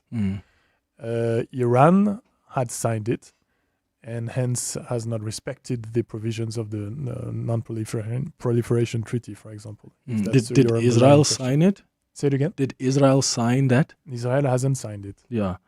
Is there no concern, though, that, for instance, for countries that are not signing it, we're unable to tell if they've got nuclear weapons or not? Because, I mean, Israel seems to have taken, for instance, a position of ambiguity. Their leaders do not confirm whether or not they've got nukes in Israel. And I wonder if that is not of great concern, because they still want to be able to come out and say, oh, but look at what Iran is doing. They're building nuclear weapons. But when you ask them, do you have nuclear weapons? Can you allow the inspectors to come in? They don't allow inspectors to come in. Is that of great concern, or that's left to the countries themselves to decide, especially because they have not signed that treaty? So the reality is that Israel has always complied with the inspections of the International Nuclear Agency. They have always allowed inspectors on their territory. And yes, including the IAEA, because I've heard the director of the IAEA say they've not been able to be on the ground in Israel to be able to produce a report. So if they've gone in, then have they confirmed whether there are nukes or not? Well, I don't know about that. Because they would have told us, because they are very transparent. There's no organization that has ever gone to Iran or any other country to inspect if there are nukes and they came back and kept it a secret. And the fact that you and I today are sitting and we don't know for sure if Israel has nukes or not tells you that there hasn't been transparency about either allowing them in, or these organizations have somehow taken a different approach with Israel and they don't want to tell us the truth. Well, what I can say is that ambiguity is part of the deterrence of the deterrence doctrines of some countries. Not all of them. Some are absolutely not ambiguous about it. But it's the case. I mean, as you said, when you ask them, their answer is usually, yes, I read that somewhere. So indeed, you can't say. But my understanding is that inspections were allowed and inspectors could work. But and inspectors told us what? Nothing. I don't know about that. I hope they can come. We have in fact emailed them because we want them to come and tell us, because it doesn't make sense that they can go to Iran and then they can tell us that, oh, this is the level of enrichment, but then they go to Israel and they don't really tell us what's happening there. After the latest in Eyewitness News headlines, we'll look at the Board of Peace and the position that France has taken, refusing to be part of that Board of Peace. It's now 10:31. Time for the latest in Eyewitness News headlines. I see your WhatsApp voice notes coming through. Someone is joking here and saying, Clement, please tell the ambassador, since we are besties with France, can they give us a visa-free travel to France, please? I'll answer that question. Okay. Yeah, the ambassador will answer that after the latest in Eyewitness News headlines. Fisa, good morning. Thanks, Clement. Good morning. President Cyril Ramaphosa has described the late COPE leader Musui Lakota as a devoted patriot. Lakota died in the early hours of this morning after a long battle with cancer. He stepped back from active politics to focus on his health following repeated hospital visits. The Malawi Commission of Inquiry has called the medical certificates of alleged political fixer Brown Mokhotsi useless, saying it will be considering serious actions against uncooperative witnesses. Mokhotsi made a brief appearance at the Commission this morning to explain his no-show on Monday. But before he could speak, Commission Chairperson Mbuyiseli Madlanga made a speech about the bothersome pattern of witnesses falling sick before they have to testify. And Israel has expanded its airstrikes in Lebanon today, targeting the area around the presidential palace near Beirut and other areas south of the capital, as well as a stronghold of the Iran-backed militant group Hezbollah, killing at least 11 people. Lebanon was drawn into the Middle East war on Monday when Hezbollah attacked Israel in response to the killing of Iranian Supreme Leader Ayatollah al-Khamenei during U.S.-Israeli strikes over the weekend. And those are the headlines. This EWN and more at 11 or as it happens. EWN Traffic. Well, travelling in four ways, we've got delays on Winnie Mandela Drive. This is between Witkappen Road and Leslie Avenue. Please be on the lookout there. While on the N3 North, some issues just as you approach the Kilulis interchange, and they've also got delays towards the Van Buren Road exit just as you come out of the Geldernes interchange and heading towards Amalgam. We still have got heavy delays on the M2 West. This is between the Crown Turn Off and Main Reef Road. I'll have more traffic updates coming up. Stay tuned. There's more EWN on air, online, and on the EWN app. To walk the talk is to turn words into meaningful actions. And it's what we at 702 are committed to doing every day. We are also committed to following the rules set out by the Broadcasting Complaints Commission's Code of Conduct. To give you balanced programming, fair comments, and accurate news. But if we stumble along the way and you feel we are not living up to the code, let us know on comment@702.co.za. And if after that you're still not happy, you can direct your complaint in writing to the Broadcasting Complaints Commission. Email bccsa@nabsa.co.za. For more, visit bccsa.co.za.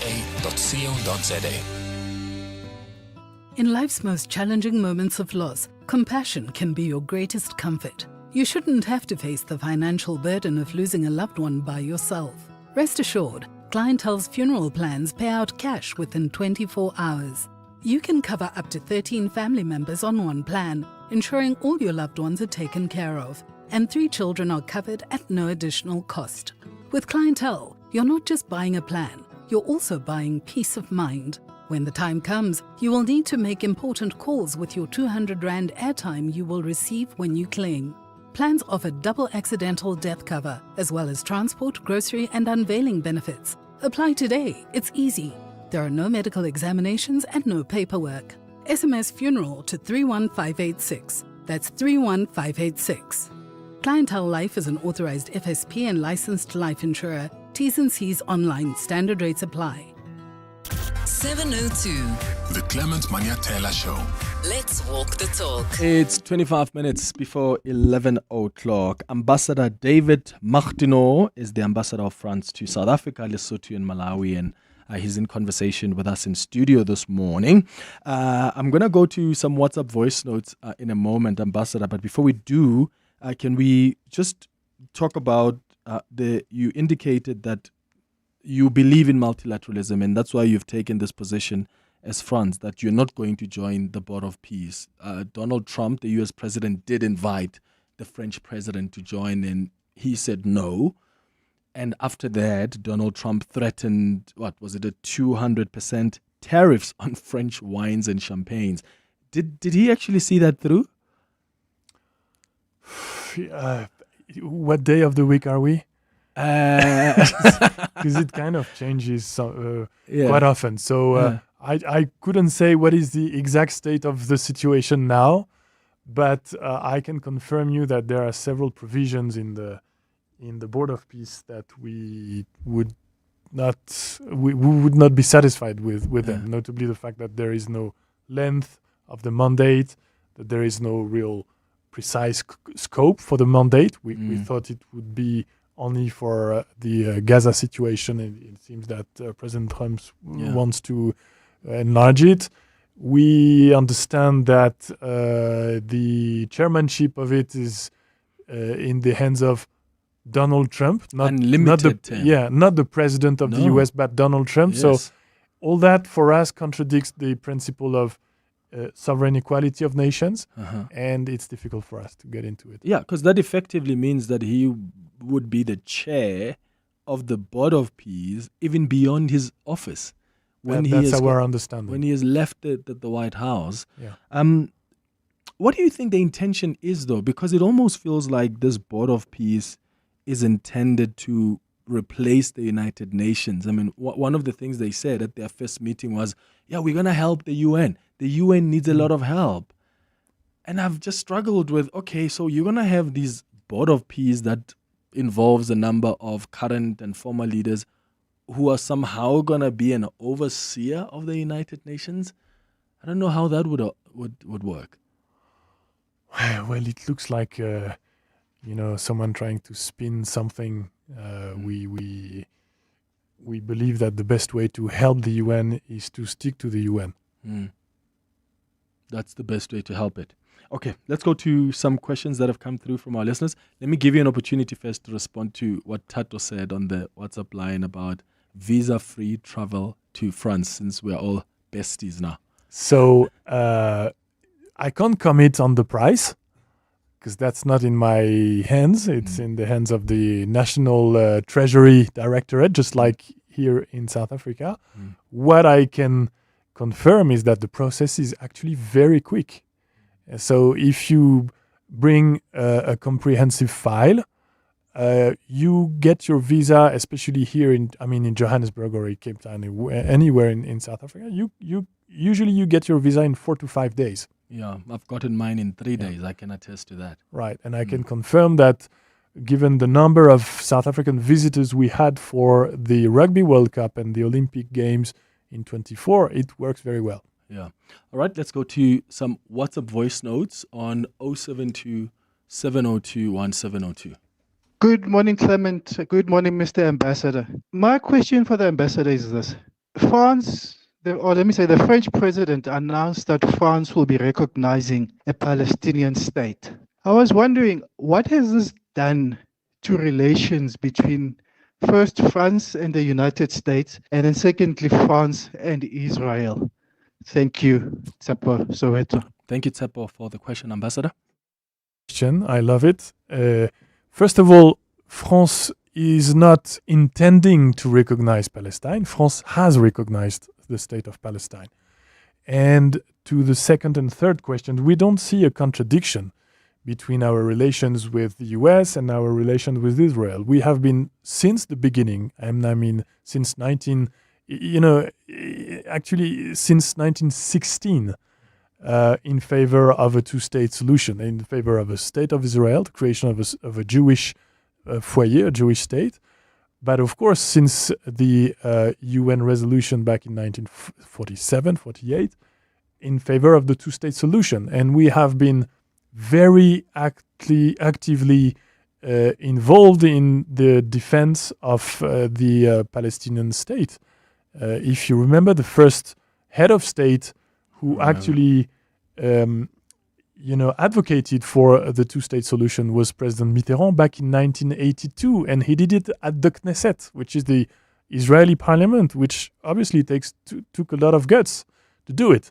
And it's actually French soldiers who saved the life of Yasser Arafat, who was then the chief of PLO, in the streets of Beirut in 1983 and in the streets of Tripoli in 1984. So we have always been consistent with the two-state solution. We don't believe that there would be such a contradiction between that solution that was actually, as you remember, supported by President Clinton when he had Yitzhak Rabin and Yasser Arafat and Shimon Peres at the White House for the conclusion of the Oslo process that was to lead to a two-state solution. So the American position on that has not always been to completely, to consider that is not a solution. Second, when it comes really to the relations between France and the US, we are the oldest allies. The US have been at war with basically every country in the world but one, France. And France has been at war with basically every country in the world but one, the US. So we're not going to forget that. And yes, there is a 2-century-old tradition of friendship and relations between France and the US, and we're not into forgetting anything about that. We know that what we owe to American soldiers who came to France during World War I and World War II, and we're not going to forget that. And when it comes to France and Israel, we have always insisted on the security of Israel, and we're not going to back down on that. Has the relationship been affected with Israel? Because I remember the French president was actually one of the first heads of state to call for a de-escalation and even a ceasefire in Gaza. And I'm talking now about the latest wave of war that was ended by that peace deal that was started by the U.S. President Donald Trump. And I remember at the time, a lot of the heads of state were really scared to be critical of how the U.S. was conducting itself in Gaza and conducting itself in this war. Has that not affected that relationship? You know, that's the principle of relations between two states. It's not always fantastic. It's not always pinky. Sometimes it's difficult. And obviously the relations are not that easy. But again, when you consider the support that France has brought to Israel since its creation, there is a very strong history, first. And two, you must know that the third Jewish community in the world is the French community, after the US, which is even more substantial than the Israeli one. So the Jews are part of the history of France and the French Republic, and obviously it implies strong relations with Israel. Here's another question that has come on the WhatsApp line on 072-702-1702. Good morning, Clement, and good morning to the ambassador. I just have a slight concern with France's stance on the Iran conflict.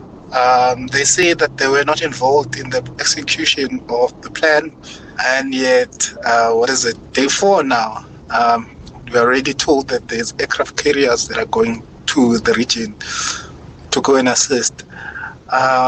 Is France really not involved? I mean, I remember not long ago, President Trump released, I think it was a WhatsApp chat that he was having with Emmanuel Macron, where Macron said that he thinks that amazing things could be done in Iran. What did he mean by that if he hasn't taken a stance? Thank you so much for your question, Ambassador. Yeah, thank you for allowing me to be more precise on the topic. Yeah. France was neutral at the beginning, was not neutral, but not involved, again, as I said. But on I think it was day 2 of the operation, French military bases in Qatar and in the Emirates were actually attacked by Iranian drones. So, we have to comply to the commitments we have with those countries. We have, again, as I said, we have military agreements, defense agreements with Qatar, with the Emirates, with Bahrain, and with Kuwait. So we are a reliable ally. If anyone attacks our allies, we do react. So that's what we are doing now. So that's why, as I mentioned maybe too quickly earlier, we have aircrafts in the airspace of the Emirates and in Qatar protecting the airspace. And they have been shooting Iranian drones in those airspaces. So that's the answer to our current involvement. It's a defensive position, but we can't say that we are not completely part of it.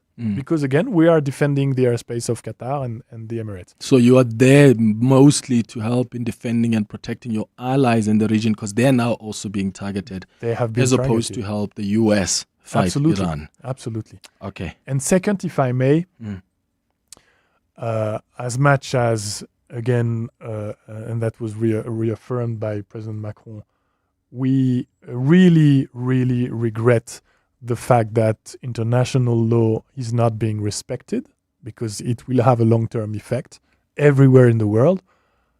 No one in my country can be saddened by the passing of the Iranian dictator. That's absolutely clear. We're talking about someone who has been butchering his own people for years and years and years. So we're not going to cry on his passing. Mm-hmm. Yeah.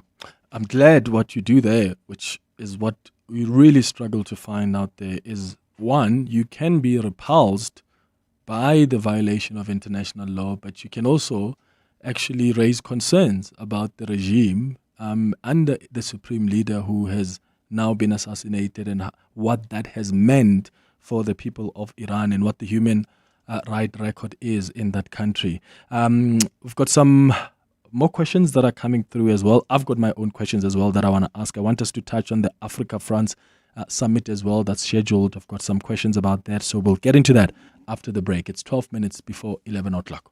Solve exciting riddles and unravel a web of suspense and adventure with Hollywood Bets and Spinners on Game Mystery Parcel. You stand a chance to win a share of 1 million rand in cash and bonus bets. Start your quest and bet 2 rand or more on selected Playtech slots every Wednesday between 2:30 p.m. and 8:30 p.m. and Sunday from 4:30 p.m. to 10:30 p.m. What scintillating secret will your parcel reveal? Bet now. T's and C's apply. Hollywood Sportsbook is a licensed betting operator. No persons under the age of 18 years are permitted to gamble. Winners know when to stop. South African Responsible Gambling Foundation toll-free counselling line 0800 006 008 or WhatsApp help to 076 675 0710. Okay, truck 7, that has 0 warning lights. Truck 8, it's just been serviced. I guess we're running like a well-oiled machine. Where would I be without MyWay's comprehensive cover for my vans and trucks? Plus, cover for my customers' orders with goods and transit insurance. I guess we'll never know. Visit myway.co.za or dial 0860 64 64 64 and get a quote today. MyWay is a licensed non-life insurer and FSP. T's, C's and standard rates apply. MyWay. Live your way. John Perlman. Weekday afternoons, 3 to 6. Did that shape you as a footballer? I mean, were you the guy who, when training was finished, put 10 balls, maybe got an assistant coach to collect them behind the goal, and you're not landing the ball from a particular angle that you're shooting? Maybe there's a free kick. Were you the guy there when someone else is flicking the lights to say, sorry, can we go home? Yes, that's very much true. I would always line balls up perfectly, and I would do like little runs, exercises, and then hit the ball, and then just trying to perfect my goal-scoring touch. And Benny McCarthy. John Perlman. 3 to 6 on 702. 702 Afternoon Drive with John Perlman is proudly brought to you by Telkom Business. Possible begins here. And now, it's back to Clement Manyathela. This is 702. It's going up to 9 minutes now before 11 o'clock. David, you are calling us from Randburg. Good morning. Good morning to you, and good morning to the ambassador. I wanted to publicly acknowledge the very positive and supportive role that the French government have played in our basic education sector. Mm-hmm. They've been incredibly generous in supporting our technical and vocational training. It's a contribution that they have made that is unfortunately not widely disseminated. So I thought, well, let me just phone in and say thank you publicly. Oh, that's wonderful. David in Randburg, thank you so much. So you're involved as well as France in assisting with our basic education system. Yeah, thank you very much for that testimony. And indeed, that's something we're very proud of, because it's a game changer. First of all, as you said, sir, French companies and the French government have been trying and have managed to organize some vocational training in South Africa, which is of course extremely important. And I was in Western Cape over the last days and weeks, and I went to a place in Ado, in Eastern Cape actually, where a French lady has created a school for hospitality, and she's bringing up young men and women from the disadvantaged suburbs, neighborhoods, and she trains them to become chef, to become pastry chef, bakers, waiters, etc. And she's managing to kind of send them to great hotels and soon to the future Club Med resorts on the Dolphin Coast of KwaZulu-Natal. So that's the kind of vocational training that we are helping build. And there's another thing that is absolutely instrumental too, is the early childhood development program that we have helped deploy in the Northwest Province, and that's also absolutely critical, and we're very proud of that. Yeah. Here's the last voice note we'll play on 0727021702. Hi, Clement and the team. The ambassador suggested that nobody should feel sorry for the Iranian regime or brutal regime. But the same ambassador is still protecting Saudi Arabia. It's also a brutal regime. There is no democracy in Saudi Arabia. Isn't that you are flip-flopping? David in Melrose. Thank you so much, David. Ambassador? That's a very good question, and I don't know if I can have a purely diplomatic answer. It is obvious that Saudi Arabia is not a democracy. They don't share our values, our shared values. But we don't see Saudi Arabia supporting terrorist movements around the world. We don't see the king of Saudi Arabia or the heir to the throne butchering the young Saudis in the streets of Riyadh or Jeddah. That's things we don't see.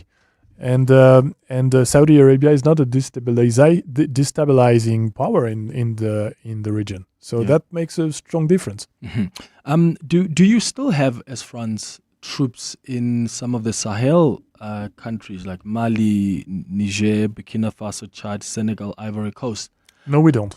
Oh. We have been invited by the new non-elected authorities of these three countries to leave. So that's what we did. After 10 years of military commitment on their demand to fight the jihadists coming from the north, we lost many soldiers. We paid the price in terms of blood and treasure to the support and the protection of the elected governments who are no more.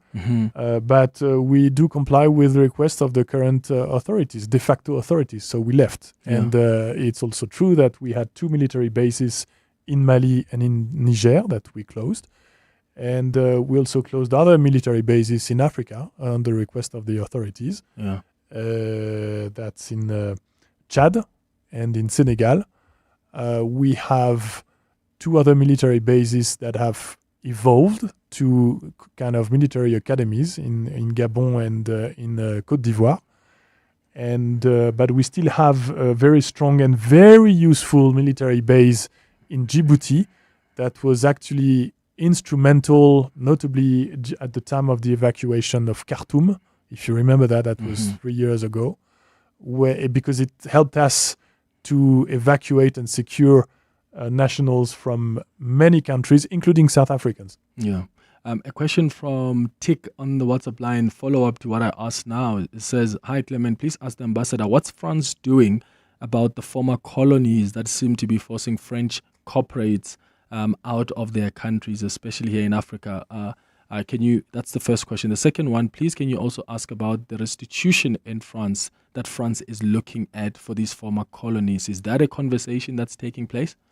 So on the first one, I think I answered it. We're not present in Niger or in Mali. And French corporations? Do you not have any French companies from these former colonies that are now being pushed out? And is that a concern if that's the case? The authorities in Niger have actually seized a mine and have kind of forced the French company that was operating it to leave. But apart from that, my understanding is that many French companies continue to do business in those countries. But government-to-government relations are not like they used to be, if I can say that in a diplomatic way. On restitutions, so France led the way some years ago already by restituting African artifacts to the countries of origin of those artifacts, we are trying to make it right because, again, of the symbolic significance of them.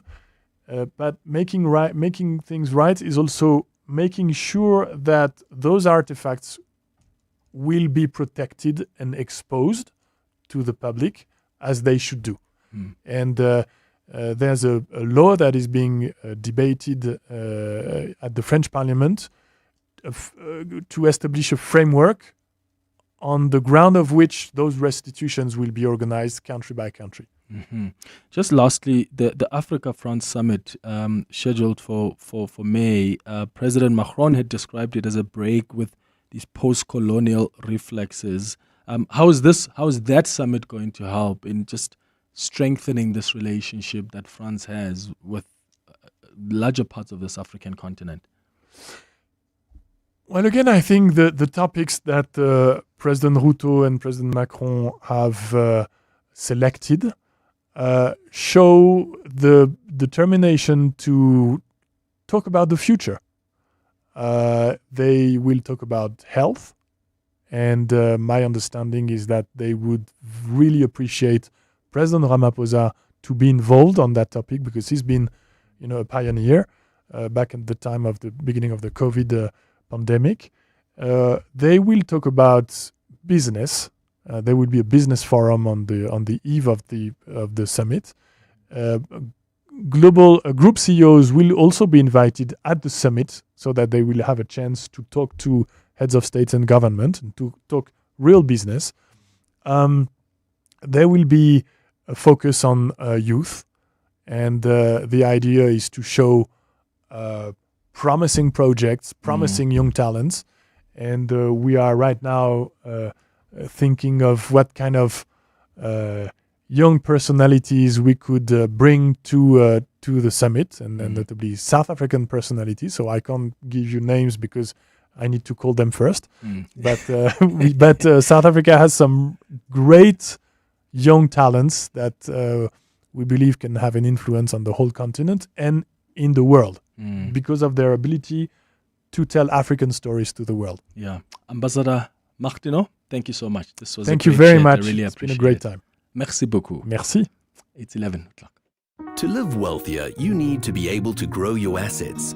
At Standard Bank Private, you get a team of internationally acclaimed financial experts to advise you on local and global investment strategies. Plus, being with a leader in home loans, you can start expanding your property portfolio. So, come live wealthier with Africa's best private bank. Apply online at standardbank.co.za. Standard Bank is an authorized FSP and registered credit provider. T's and C's apply. Some ingredients are simple until they're not. This week, the humble onion becomes the hero in the pressure cooker kitchen of MasterChef South Africa. The onion family is bold, sharp, and sweet, but also unforgiving, and it can make you cry. Expect a challenge that separates the good cooks from the great ones, because when you strip everything back, flavors has to stand on its own. MasterChef South Africa Season 6 continues this Sunday at 6 p.m. only on ETV.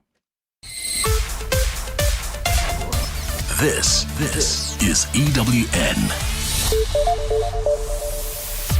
Good morning, I'm Sfiso Zulu. President Cyril Ramaphosa has described the late COPE leader Musui Lakota as a devoted patriot. Lakota died in the early hours of this morning after a long battle with cancer. He had recently stepped back from active politics to focus on his health following repeated hospital visits. Alfara Mushwana reports. During some of his final years as a member of parliament, Musui Lakota repeatedly expressed his dissatisfaction with his former ANC colleague and President Cyril Ramaphosa.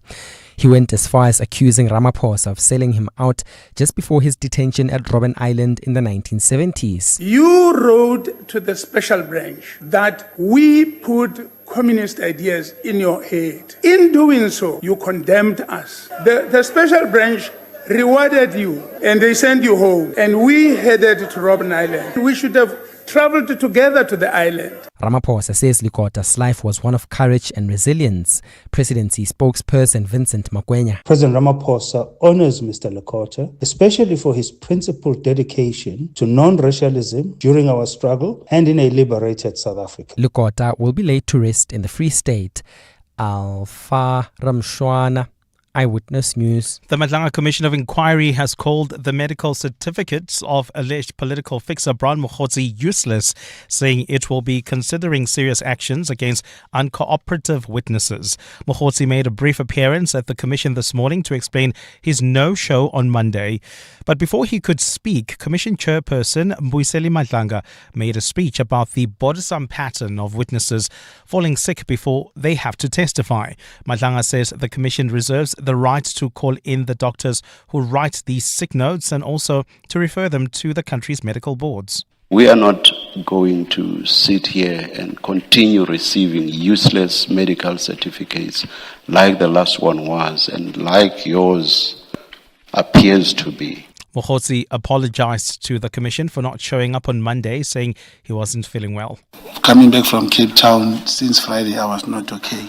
Like you say, confidentiality of the illness, but mine, I just had a lot of pressure, more like a diarrhea. I was so sick. I'm still not well. Magwenya's testimony has been postponed to a later date. In Parliament, members, the MP Fidel Adams will take the hot seat before the ad hoc committee investigating allegations of police corruption today.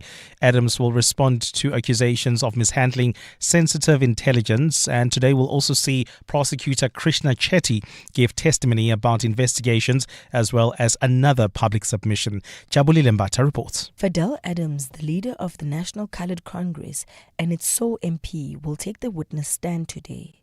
Adams was implicated by Nhlanhla Mkhwanazi during his press conference last year of mishandling classified information.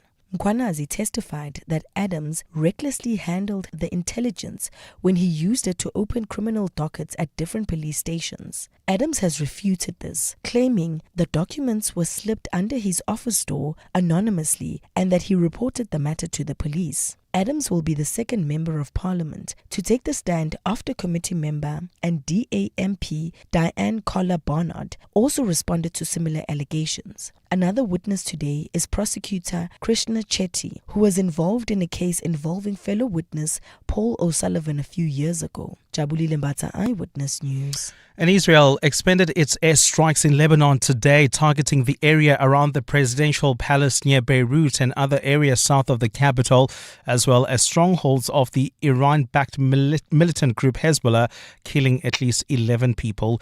Lebanon was drawn into the Middle East war on Monday when Hezbollah attacked Israel in response to the killing of Iranian Supreme Leader Ayatollah al-Khamenei during U.S.-Israeli strikes over the weekend. An airstrike hit a hotel in Hazmi, the first reported Israeli attack on the predominantly Christian area in Beirut's suburbs near the presidential palace and several embassies. The Israeli military called on people to immediately leave 13 towns and villages in southern Lebanon this morning ahead of strikes against Hezbollah.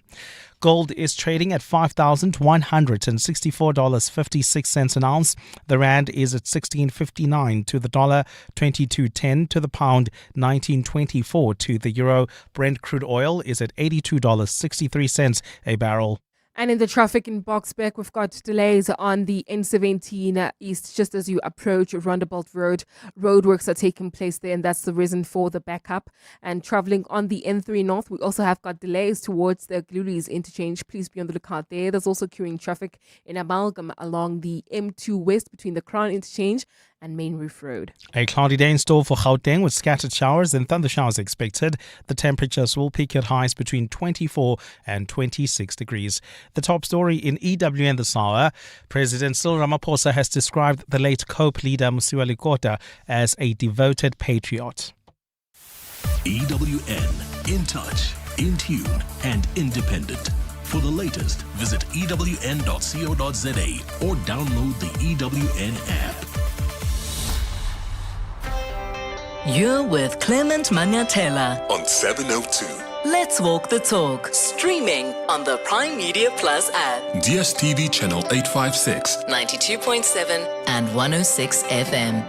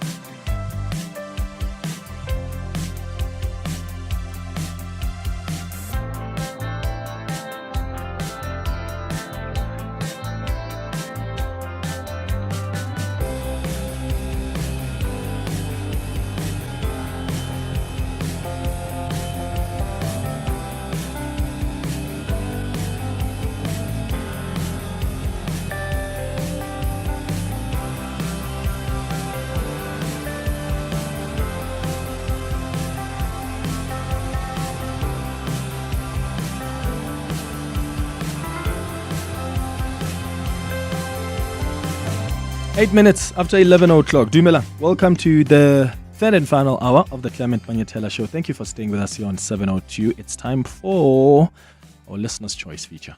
Burning questions. insightful answers Listener's Choice. with Clement Manyathela. So, Listener's Choice is all about getting you, as the listener of the Clement Manyathela Show, to co-curate the content of the show with us. So, you send us an email, give us a call, and tell us what you would like us to talk about on the show. In fact, the email is the perfect way to do it, because then we can then plan your conversation and bring in the relevant experts to guide us through whatever subject matter you think maybe we haven't explored sufficiently, or maybe there are certain angles of a story we've not covered, or maybe there's a story we have completely missed and we have not covered on the show and you want us to talk about it, or something you want to understand better. This is your opportunity to co-curate the content of the show with us. So it's very easy. Just send me an email on cm@702.co.za. That's cm@702.co.za, and we'll make sure that we bring your conversation up on Listener's Choice.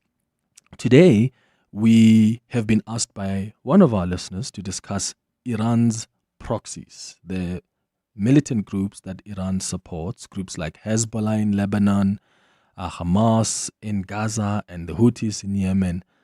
How and why these organizations were formed? How does Iran support them? And what role have they played in the continuous conflict in the Middle East? Yeah? How did these groups even evolve from resistant movements into regional power players? Are they a result of radicalization that took hold in societies shaped by trauma and conflict? Because it seems like radicalization often followed occupation, repression, economic collapse, sectarian politics, and prolonged violence, where ideology offered meaning, identity, and purpose. What are your thoughts on these organizations and their links to Iran? You can join this conversation by giving us a call on 011-883-0702, or you can send a WhatsApp voice note on 072-702-1702. Dr. Gideon Chitanga is a political and international relations analyst who is going to guide us through this conversation. Thank you so much for making time for us, Dr. Chitanga. Good morning. Good morning, and good morning to your listeners. Mm-hmm. What do we actually mean when we talk about these so-called Iranian proxies? What are they, and how do they come about? So I think that is the big question to get this conversation in context. In this case, we are looking at, in the case of Iran, it's mostly non-state actors or military organizations. They are broadly spread around the Middle East. But what they do is that they project the power of the Iranian government. In other words, they demonstrate the influence, the reach. So both the offensive and defensive influence and reach of the Iranian government. They are called proxies because in most cases they are created with the help of the main country, in this case Iran.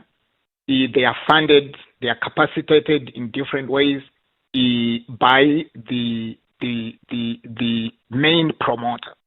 But we also have to say that this is an aspect of international relations or foreign policy that is common with so many other countries. So it's not only exclusive to Iran. It is not only Iran that sponsors these organizations. It is also important to mention that these organizations are not exclusively non-state actors. In some cases, they are state actors. So let's keep in the Middle East. We have just mentioned Iran, but I can also give you an example that both the United Arab Emirates and Saudi Arabia, they also have a same pattern in the Middle East that stretches as far as Yemen. And we know now that their influence stretches into North and East Africa. So they have these proxy elements who could be either state actors or non-state actors. But the common denominator about this process is that in unstable conditions, these proxy elements, they promote or enhance the military security objectives of the promoter. That is the key common denominator in all different settings of proxy elements. I was reading earlier today that in the conflict between Iran and Israel and the U.S., the U.S. is now reaching out to the Kurdish elements or Kurdish the autonomous region, which has been fighting for a long time for its independence. And these Kurdish groups are spread between different countries, Syria, Iran, Iraq, and there is about 30 million population of them who are seeking autonomy or independence. And they have been organized or helped with by external players to resist the different countries where they are in. So they also become a proxy pivot for the different countries who then collaborate or work with them to extend their influence or advance their security objectives. Now, I see. Now, how do these formations emerge? Usually, there is a grievance that promotes their origin within a particular country. So you think of Hezbollah in Lebanon, it has been sustained by taking a radical position to fight against what they view as Israeli imperialism in that region. Hamas has been part of the resistance against Israel and against the West. And this applies to others. But the others which have mutated into radical ideologies that then represent extreme elements of resistance. And the forms of all these proxies are not the same. They differ in how they organize themselves, their level of influence and sophistication, and so on and so on. Okay, so what I'm getting from you then, Dr. Chitanga, is that these groups, didn't just emerge in a vacuum. Their role or roots lie in decades of instability, whether it's occupation, civil wars, failed states. There are cases where there's been foreign intervention, and then you see the radicalization of communities who felt abandoned or who felt humiliated or under siege. So, but when then do groups like Hezbollah and Hamas, for instance, become, because they when we sort of know them as they were at some point resistance movements. So when and how did they become regional power players?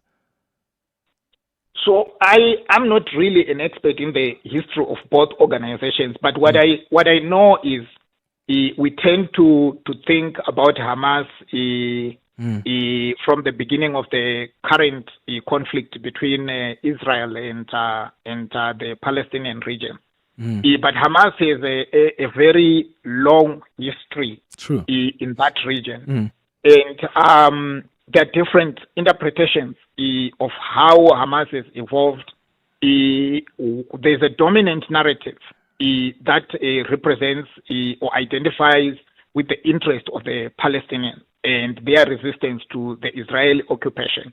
Basically, they are fight to end what they call an Israel apartheid system.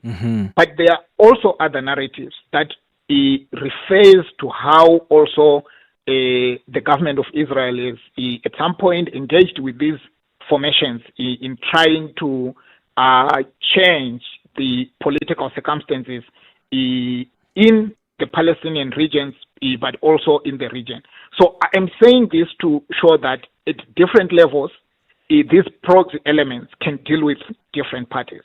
In the case of Hezbollah, it's again the same problem, the broader instability in the Middle East, but also the instability in Lebanon that connects their grievances to the broader political dynamics within the region and finding new allies to sponsor their dominance.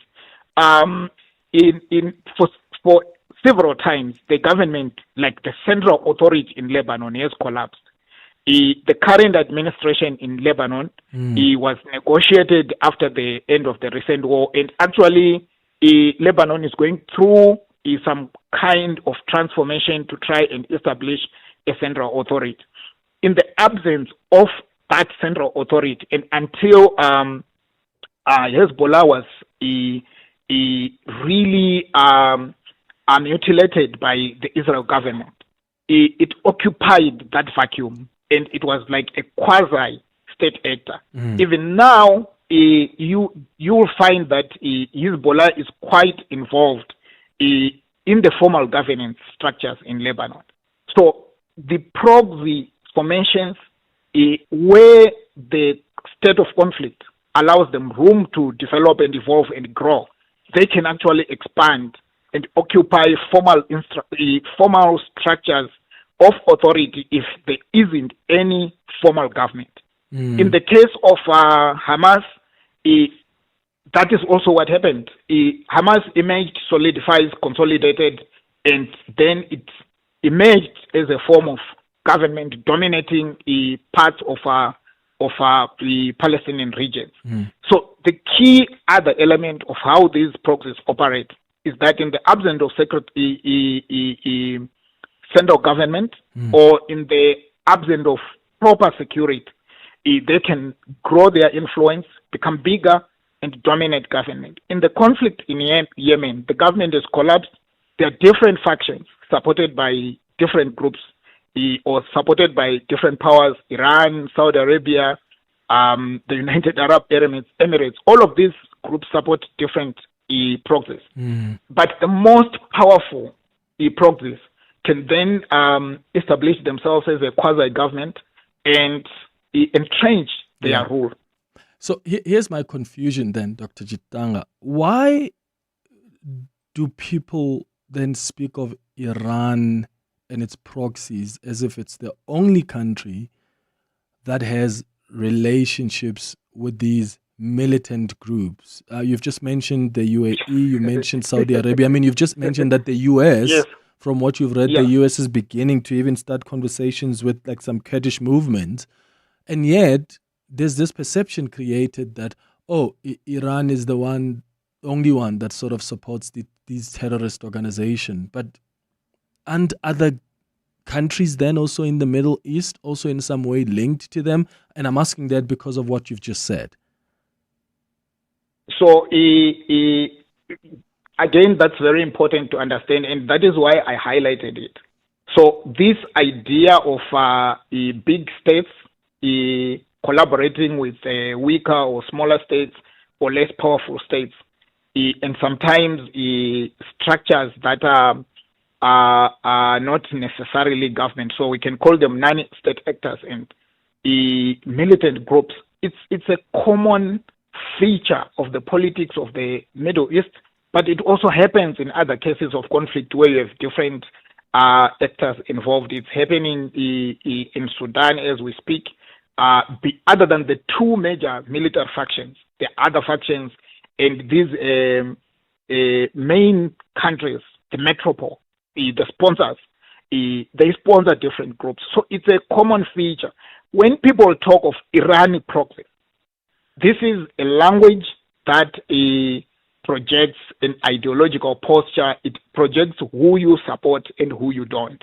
Because the term proxy itself has a negative connotation. So if I say Iraq proxies, the second thing that you have to think about is how Iran is sponsoring different groups to destabilize the region. But the key argument is how are the different actors within the Middle East working with different proxy elements and propagating or entrenching instability. And this idea of spreading instability is just one element of the conflict. But I think there are core interests that the main leaders don't really publicly talk about. So they then use the language that is simple and emotive to galvanize our support and take our opinions to certain points in ways that are more accessible with us. So if I say Iran has so many proxies, and these proxies are causing conflict in Iraq, they are causing conflict in the Palestinian regions, they are causing conflict in Lebanon, and they are attacking Israel. The immediate emotive feeling is that how can Iran do this? But what this form of engagement does is it limits our understanding of conflict and the extent to which we should go in exploring solutions. Okay. And so it's a legitimate question to ask, how about understanding this issue of proxy elements in these conflicts as just a part of, probably a small part of a bigger problem? And what is the real problem in the Middle East? So to what extent then are these proxies acting independently versus following on the directions of the countries that support them, whether it's the UAE or Saudi Arabia or, in this context, Iran? Because I'm trying to understand what the chain of influence is over these groups. Like, do these countries control them completely, or they tend to also act independently? So I think the term that we can use is that they are semi-autonomous. Just reading from the Western analysis of the structures and the links, Iran has different complex structures of military and security structures. And what they say is that within those structures, they have a structure that is designated with coordinating, supporting, financing the different groups. So in Yemen, in Palestine, like Hamas, in Lebanon, like Hezbollah, and so on and so on. But also these entities, they function autonomously because part of their evolution is informed by their responses to local issues. So they do not always have to act because Iran says act in this way. Their interests overlap, they conflate, and sometimes then they act in coordinated ways, or they can act simultaneously. Sometimes they may not have, they do not necessarily have to do that. So at this moment, you can see that the militants in Yemen, they are very quiet or relatively quiet about the conflict that's involving Iran, Israel, the US, and so on. But Hezbollah has gone on to join. We might see them actually starting to launch missiles towards Israel from Yemen. So that suggests that... Because Hezbollah has already started. Yes, Hezbollah has already started. Hamas has been incapacitated. But I can foresee a situation where the militant groups in Iraq will also maybe start to be extensively activated with these reports that the U.S. is engaging the Kurdish people to at least rise against the Iranian government. Okay. So you will see these informal structures becoming more activated, probably more supported, maybe in more sophisticated ways. But what it does is that then it spreads this conflict, and it makes it very difficult to define where, when, and how the conflict can be ended. Yeah, Dr. Chitanga, we're out of time, but just quickly in 10 seconds, can these groups ever be fully dismantled, or do they evolve into political actors instead, like we've seen with Hezbollah in Lebanon? Because I'm just trying to see, looking ahead, does this proxy model make regional peace more difficult, or is it now the new normal of Middle Eastern geopolitics? It has been like that for a long time. It makes ending these conflicts very difficult. But when the main parties come to some level of agreement, you can see that it becomes relatively manageable to contain these proxy entities. Okay. So if today the US and Israel and Iran had a settlement, the conflict in Lebanon between Hezbollah and Israel might also be at least deactivated and a channel for dialogue opened. Okay. Dr. Gideon Chitanga, thank you for making time for us. He's a political and international relations analyst. It's 28 after 11. Aubrey Masango. Weekday evenings, 8 to midnight. The U.S.-Israel-Iran war, the United States in 2 months has attacked 2 sovereign countries. I wonder what happens in March, then April, May. I don't want to say it, but if this war continues and it starts to involve the whole region, it's not going to stop there. It wasn't Iran that started this war. Now I hear that this war was to help the women of Iran. Sounded a lot like weapons of mass destruction a couple of years ago. I think they thought that Iran was Venezuela. This is not going to end well. Aubrey Masango. 8 to midnight on 702. 702. This Saturday, art, fashion and music will fuse together for one unforgettable day. The Mahindra Fusion Fest 2026, powered by 702, goes down at Sunbed Arena, and it's going to be a cultural revolution. Musui is hosting with live performances by Daliwonga, Focalistic, Kat Darren, Claire Johnson, from Mango Groove, Z Numalo, the Tshwane Gospel Choir, and more. Get your tickets now at Ticketmaster. Complete a test drive at your nearest Mahindra showroom and stand a chance to win the Mahindra XUV 3XO. T's and C's apply. The pain of losing a loved one is never easy. It will leave you feeling overwhelmed. At Clientele, we understand that burying loved ones with dignity truly matters. Our funeral plans pay out cash within just 24 hours, and you receive 200 Rand airtime when you claim to make those important calls. Plus, we cover up to 13 people on one plan. SMS funeral to 31586. That's 31586. Clientele Life is an authorized FSP and licensed life insurer. T's and C's online. Standard rates apply. Morning, sir. Hey, got up the shop. Topping up. Yeah. Hey, remember when our coffee didn't taste this good? And when the Wi-Fi dropped 3 times a day? Yo, my good man. times. Now we've leveled up. High-speed Wi-Fi, private spaces, on-site support. This place runs like a machine. Yo, flippin' seamless. Yeah, that's WeWork, eh? And my team's like loving it, eh? Productivity's up. No one's fighting over the fridge. Yeah, I know. It's the dream. WeWork, Africa's largest co-working spaces. WeWork.co.za. Made for work, built for business. Time for the latest in Eyewitness News headlines at 11:31. Bali, what is the former President Thabo Mbeki being accused of? Well, Clement, a very good morning. Former President Thabo Mbeki is being accused of unconstitutional conduct aimed at protecting individuals who committed human rights abuses. Advocate Anton Ackerman, who led a task team to prosecute apartheid-era crimes, says Mbeki attempted to create a mechanism to shield individuals that were not granted amnesty during the Truth and Reconciliation Commission. Ackerman is testifying before the TRC Cases Inquiry, which is investigating delays in prosecuting those apartheid-era crimes.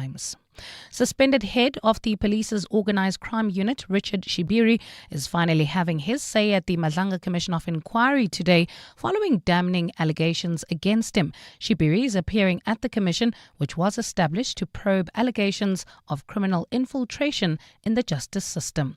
An acting Minister of Police, Feroz Gachalia, has told Parliament that deploying the South African National Defence Force to assist the police in crime fighting is not a magic bullet. He says the army deployment to help fight gangs, organised crime and illegal mining in the Eastern Cape, Western Cape and Gauteng is just part of a stabilisation strategy. Those are the headlines, this EWN and more at midday or as it happens. EWN Traffic. Travelling on the N12 West, we've got delays. This is between Patfontein Road towards Snake Road. Roadworks are causing these delays, so please be on the lookout there. While travelling on the M2 West towards Amalgam, traffic remains heavily backed up between the Crown Interchange and Main Reef Road. If you're in the Braamfontein area, you might want to avoid Smith Street. This is towards the M1 bridge. There's an accident along this route. It's causing delays, and there's also slow-moving traffic in four ways. This is along Winnie Mandela Drive between Witkoppen Road and Leslie Avenue. And there's also slow-moving traffic in the city of Tshwane along the N14 North coming out of the Braamfontein interchange. Please be on the lookout there and remain alert. We're expecting heavy rains later on this afternoon, so do plan your trips ahead of time. And that's your last update from me, Mo Ramela Khomudzo Munyai. We'll have your next traffic report at the top of the hour. There's more EWN on air, online, and on the EWN app. The Sharing Space On the Clement Manyathela Show. 702. 11:33, time for the sharing space. You know how we do it. We share our stories, whether it's something that happened at home, in your office, at work, whatever the situation is, and you feel you want to share it with the 702 family, the Clement Manyathela Show, or maybe you are looking for some advice, because some of you normally share your stories and you're looking for some advice. You can just send us an email if you want to share that story with us on cm@702.co.za. cm@702.co.za. Just share what your story is. You can do so anonymously. We can keep you anonymous, and then we'll share it with the listeners. They can share their inputs, and if you're looking for advice, the listeners of the show are often generous with their advice. So today, we've got someone sharing a story with us, and we're going to play you a voice note of them explaining what happened. And then I'm going to go to your calls and your WhatsApps. If this is something you've experienced, or maybe you've got advice for the story that's being shared, if that's what they're asking for, I'd like you to call us or send us a WhatsApp voice note and give that advice. So here we go. Let's take a listen to this WhatsApp voice note. Hi, Clement. I hope you guys are well. I need some advice here because my friend says I might have overreacted by a lot. So I recently broke up with my girlfriend, who I've been seeing for just over a year. Now, she is a great person, but she was terrible with time. She was constantly tardy. Now, a month ago, we had a theater date and we're meant to be there by 7 o'clock. Now, I love the theater and respect how strict they are in terms of holding time. Now, I arrived at her house to pick her up at 7:20 and she was still not ready. I waited a bit. By 7:15, I just decided I'm going to the theater by myself. She was still not ready even by the time I was leaving. She only finished getting ready at 7:10. By that time, I was already in the theater seated. That night, I subsequently ended that relationship. The reason this was just bugging me was because it's not their first time. It's not her first time doing this. She's constantly late. This time, it just annoyed me to the umpteenth degree because I respect theater and everything that has to do with it. It's importantly starting on time. Was I wrong, or was this a gross exaggeration, or was I deeply in the right? Okay. What are your thoughts? 011-883-0702. WhatsApp's on 072-702-1702. He broke up with his girlfriend because she was late. But it's not the first time that she's late. She's constantly late, and he's asking if he's overreacted. Honestly, did you overreact? I wouldn't say you overreacted, because overreacting would mean this happened for the first time and then you reacted already like that and you just broke up with her. The fact that you have experienced her lateness and you still stayed in the relationship, and this is maybe the 7th time or whatever that she's late like this, then you've taken a decision. I think that's only fair. In fact, guys, if you go to theater, especially in Cape Town, and I don't know where Anonymous is based, but if you're in Cape Town, if theater starts at 7 p.m., it does start at 7 p.m. Like, there's no whatever people call African time or no. If the production starts at this time, it's going to start exactly at that time, and you don't want to be that guy that walks in and you're getting people to stand. You're interrupting people. So I'm also finicky about time, especially when it comes to like going to the theater and watching some theater shows. And it's only fair. I mean, he arrived there, he left at 7:15, and you constantly are telling me, I'm coming down. You are only done at 7:10. Why are we still going to watch the theater show, ma'am? Because it's almost done now. I've missed the beginning piece. Anonymous, I don't think you've overreacted. I think you are just a sticker for time. There are people like you, and I think she has no sense of time, and there are people like her. She just needs to learn to do better. You can't operate your life by accepting that you're constantly going to be late for things. That doesn't make sense. What do you think? Do you think Anonymous overreacted here? And how do you deal with it in your own relationships?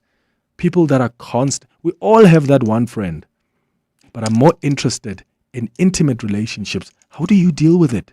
Have you gotten to a point where you've accepted that my husband or boyfriend or girlfriend or wife or partner is just never going to be on time? I'm not sure I would be okay with accepting that from my partner. I don't think I would. It's 20 minutes before 12. Let's hear from Dr. Armand, owner of Monument Dental, why it pays to switch to OUTsurance Business Insurance. It was one call and I was covered immediately. We are very happy with the premium we're paying. I wish I did it sooner. For dentistries, general medical practices, and all other businesses, get a quote today and see why it pays to switch to OUTsurance Business Insurance. Visit outsurance.co.za or call 08600 60,000 today. Licensed insurer and FSP. TCs and information online. Do you believe every child deserves a chance at a brighter future? Gift a Child Children's Home does too, and they need your help. Your support can make a huge difference in the lives of these kids. Whether it's a small donation or some of your time, every bit counts. WhatsApp 065 884 6699 and find out how you can lend a hand. Gift a Child Children's Home, because every child deserves love and hope. The Sharing Space on the Clement Manyathela Show. 702. All right, let's hear from you now. Sylvester, let's start with you. You're in Cape Town. What are your thoughts? Yeah, I think the guy overreacted. I don't think it's a justifiable reason for somebody to leave somebody because she can't keep time. But I want to watch the show, Ms. Sylvester, and it starts at 7. So what must I do now? Now, maybe you should have sat down if it's repeated patterns and the behavior is being repeated. Maybe you should have sat down with the lady and tried to find out if she is into theater or she's just compromising for him. I think that's where he failed. But when does he sit with the lady? Because, I mean, he's waiting downstairs. The lady is still upstairs changing or whatever she's doing. It was not for the first time. Yeah. So the first time it happened, maybe he should have seen that something is wrong here. Yeah. And then asked the question, why is it like that? Maybe she could have opened up and said, hey, I'm not into these things, but I'm just doing this into compromise for you. Okay, I hear you, Sylvester. Maybe, and Anonymous didn't tell us in the voice note, if he has actually sat this girlfriend down and said, babe, I don't like that you're always late for things. But I just think, guys, if I'm going to watch, there's a show that I'm going to be watching soon at I don't know which theater it's going to be at, but I know it was at the Artscape in Cape Town by Gregory Makloma. I think it's called Genesis, and a friend of mine has watched it in Cape Town, and I'm so jealous because I can't wait for it to come to Joburg. If I have a date with you to go watch any production of Gregory Makloma, and it starts at 7 p.m., you're going to be ready only at 7:10. I'm sorry, I'm leaving you behind. I'm driving off. I am going to the show because I'm not going to let your lateness affect my enjoyment of a production by my favorite artist or choreographer. That's not happening. But I hope, Anonymous, you actually have taken time before to sit her down and say, hey, I don't like what you're doing. John, you are in 4 ways. What do you think? It's very interesting, Clement, at my age, with all the experience and wisdom. With our sisters, you must be very patient. No, I just want to tell you as well, because you are still young. Yeah. You know what? When it comes to time, they, in general, and it doesn't matter color, age, firstly, they take time, to prepare themselves. And then they've got a whole lot of other things to consider. And I wouldn't, to be honest, Anonymous really might have lost a very good woman for something which really can easily be resolved by a discussion. Wait until you get some of our black sisters who will cheat on him. Then he will realize, compared to the time issue, I had a good woman. Yeah. Then he will realize that really, actually, that was nothing. Yeah. What if he's spoken to her, John, and she's just never changed? Don't tell her, and even for you, Clement, don't tell her when I manage the time, you are a leader. If the show starts at 7, don't tell her that the show starts at 7. Say to her that you'll pick her up at 5. You know your person. You need to study her. Don't tell her the exact time. Okay. Clement, I'm very time sensitive. Yeah. Throughout my professional life, I feel very bad if I'm going to be late. Yeah. I know my women. I know my woman, the women I dated before. I always tell them, you know what? I will be there at 5. I never say the show starts at 7. Okay. You know what? You manage these things. Okay. They take time to prepare. I think that's a good advice you're giving us, John. Absolutely. Instead of of giving them the right time, lie to them and tell them the show starts an hour earlier. Yeah, okay. If she's not giving you problems, who cares, that you were late. Yeah, okay. John, now we must lie to our people. It starts at 6. When do they learn to also try be on time? Because surely you must also do better. No? Hi, Anonymous. I don't know if you overreacted, but I feel like that's not a deal breaker. Maybe it's a deal breaker for you, but maybe when it comes to theater, you don't go with her to theater. You clearly tell her that, sorry, babe, I can't take you to the theater with, how I am about time. And then find another person to go to the theater with. In a relationship, you won't find everything that you want. So you need to decide, was this a deal breaker for you or not? It doesn't sound like a deal breaker. This does not sound like a deal breaker. You could have found other ways to go to the theater without her, or take another friend. Hi, Clement. This is Lifa from Joburg. I absolutely agree with the guy's decision to end the relationship based off tardiness, because I think people forget that when you are late, you are disrespecting the other person's effort, the other person's time. And if I make time for you for certain things and you can't do the same for me, you don't respect me. And if it's a thing that has been ongoing time and again, I agree that the relationship had to end because they don't see eye to eye. And it doesn't sound like she was willing to kind of do the work of actually being on time and respecting kind of the other person's time, him in particular. So, no, I agree. This was not an overreaction. Date people that want to keep time. Hey, Clement, Andile in Broken Downs. You know that guy that continue complaining about girlfriend in time. I had a friend, same thing like that, Sizwe. Girlfriend was constantly late. He told me, Andy, I'm going to leave you. I said, why? But he fails to arrange herself alone. Can you imagine when we become a family? He gets delayed. I thought he was joking, and he dumped the girlfriend.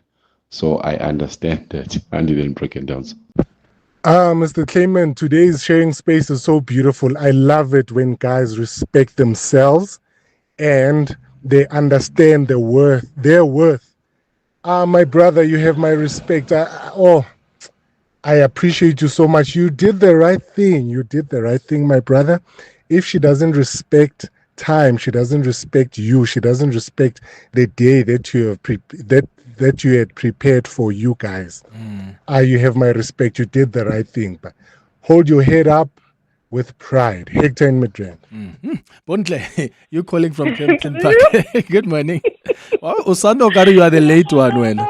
Clement, I'm forever late. Like, I'm that woman who's forever, ever late. And this topic made me to appreciate my husband. Like, when I get home this afternoon, I'm just going to give him hugs and kisses and love him to So you are the one that always makes him late. And he's stuck up by me. We have been married for 20 years. We are happy with my lateness. Yes. Does he complain to you? Me. Does he get irritated? Or? Yes. There is one instant where we couldn't attend this wedding because I was late. Then he just decided we are not going. No, I would also decide. And then he does it, we are not going. The wedding started at 10 and I was ready by 2 afternoon. And then he was like, no, babes, this one, we are just going to skip. Let's just go out, have lunch and come back Wait, home. He's still inviting you to lunch? I'm leaving you behind. Buntle, you have an amazing husband. Get home. I am going to love him to bits, and he does manage my time. When he knows that we need to leave at 4, he tells me that we need to be there at 2. Okay. Wow. Buntle, imagine a wedding starts at 10. Buntle got ready at 2 p.m. And your husband still was gracious enough to say, let's go for lunch, my love. Claps once. Different sounds, different worlds. Different artistic expressions, music, art, and fashion collide. Are you coming? Let's go to the place where the beat drops, the fashion pops, and the art rocks. We're talking Focalistic, Dali Wonga, Mafigi Zolo, Deterrent, Matera Doughboy, Zoe Mudija, Claire Johnston from Mango Groove, the Tswani Gospel Choir, and more. Mahindra Fusion Fest, Saturday 7th March, Sunbait Arena. Tickets on Ticketmaster now. See you there. Clientele is here to safeguard you and your family with compassion because life happens. Be part of a family that truly cares. Our funeral dignity plans have helped South Africans bury their loved ones with dignity for more than 30 years. Let us help you create a meaningful tribute that honors your life and those of your loved ones. We pay out within 24 hours and you will get double accident cover with a Clientele funeral plan. Our plans are affordable. Pick the option that suits your needs. It's easy to apply. No medical examinations and no paperwork. SMS funeral to 31586. That's 31586. Clientele Life is an authorized FSP and licensed life insurer. T's and C's online. Standard rates apply. The Sharing Space on the Clement Manyathela Show. 7:02. 10 minutes before 12 o'clock, Anonymous decided to break up with his girlfriend because she was constantly late. They were going to a theater. The show was starting. They needed to be at the theater by 7. The wonderful lady got ready only at 7:10. Anonymous left at 7:15 because he was tired of waiting downstairs for this person who kept saying, I'm coming. He left and went to watch the show, and that was the last time they saw each other. And Anonymous is asking, did he overreact? And some of you believe he did. Some of you believe he didn't. And I'm one of those who believe he didn't overreact because this is something that appears to have happened multiple times. He must have raised it at some point because clearly this is how important it is to him. Jimmy, you're calling us from Springs. What do you think? I'm saying, this relationship was a one-sided relationship. This relationship was just for this guy. This woman wasn't involved in this relationship at all, totally. If she was involved in this relationship, she'd have been totally committed to the relationship. And in a relationship, the balance is the commitment that the two individuals come together with. So, listening to Dr. Phil once said, a person that comes late is a person that has arrogance. It's a sign of arrogance that to say that no matter what time I come, people got to wait for me. Now that is a sign of arrogance. And here in Africa, this is the thing. This is why things are the way they are, is because we when we give a time, when we have a party or something of that sort, you say 7 for 7:30.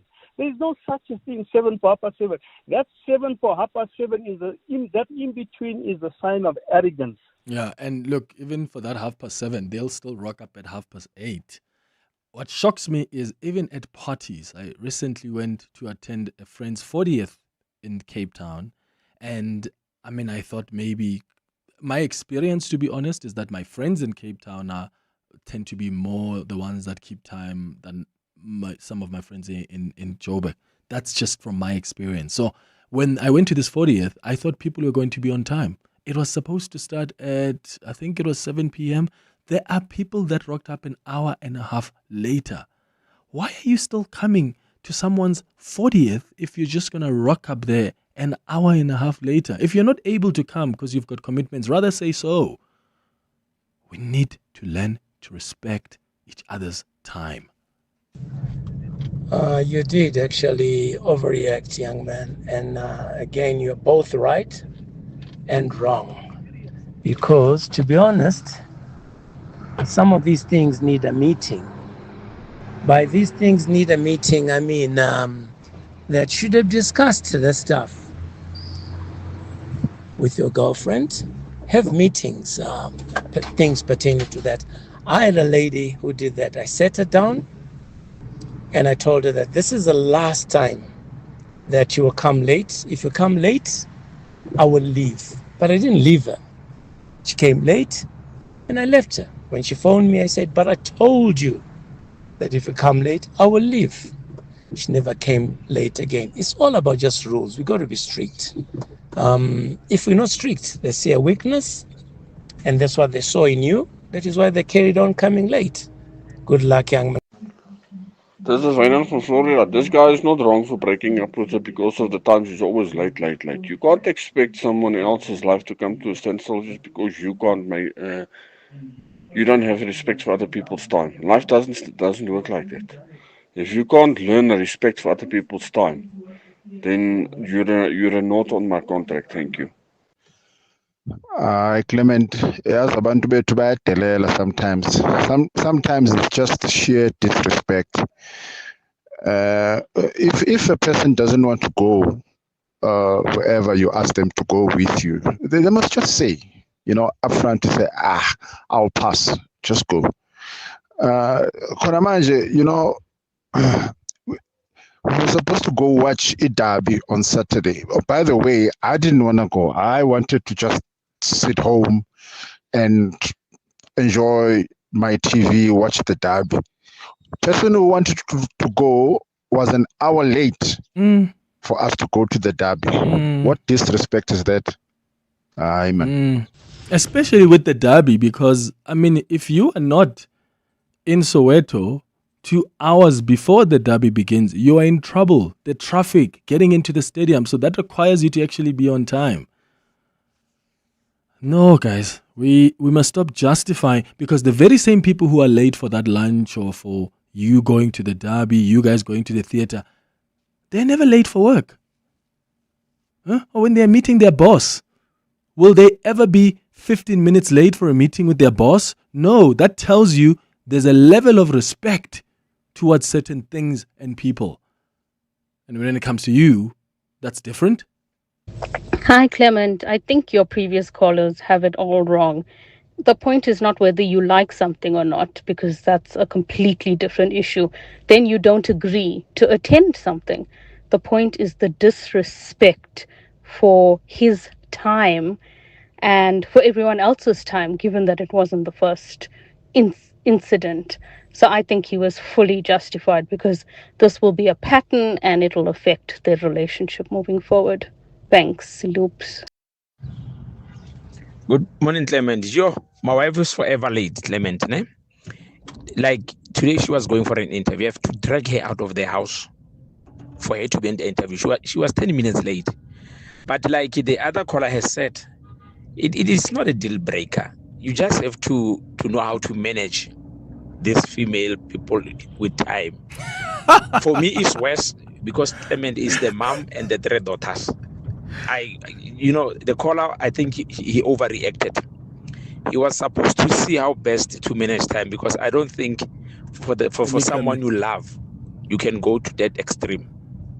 Thank you very much, Abraham Soshanguve. Yeah, guys. Yeah, some of us have different deal breakers. Yeah, that's it. And I know some people are saying, yeah, but you're underestimating how long it takes for women to get ready. Okay, ma'am, since it's so complicated to get ready, how about you get ready 3 hours before the event? How about that? Why are you getting ready at 6:30 or at 6 o'clock when you know the show starts at 7 p.m.? Oh. You hear that? That's the sound of business execution finally visible. No more chasing people and reports. No more disconnected systems. No more guessing if our business is performing or not. iStratGo connects strategy, people, performance, and day-to-day work into one clear software platform, so leaders can see what's working, what's not, and where to focus. Because when execution is visible, everything runs better. Book a demo on iStratGo.com. ISTRATGO.com. If you think you cannot afford a lawyer, think again. Clientele Legal has made professional legal services affordable. You receive up to 745,000 rand worth of legal services per year. Our range of plans include cover for you, your spouse, children, and extended family. Plans include cover for civil, criminal, and labor-related matters.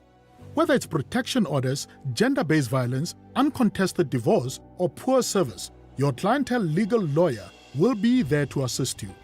Our services are convenient. Simply pick up the phone and call your lawyer, or send us an email and we'll get back to you. All plans include a bail benefit of up to 5,000 rand, and we'll go to the police station and pay it for you. Plus, Clientele Legal offers you 24-hour telephonic legal advice. SMS Legal to 48721. That's legal to 48721. Clientele General is an authorized FSP and licensed non-life insurer. T's and C's online. Standard rates apply. Kick off to glory with Hollywood Bets and Asi Shege. Be in the game. Go full speed ahead with the epic competition. You stand to win a share of 4 million rand in cash and prizes, including an all-new Toyota Corolla Cross. Bet 10 rand or more on any soccer fixture or fixtures online or at your nearest branch. Live life in the fast lane. Bet now for your chance to score.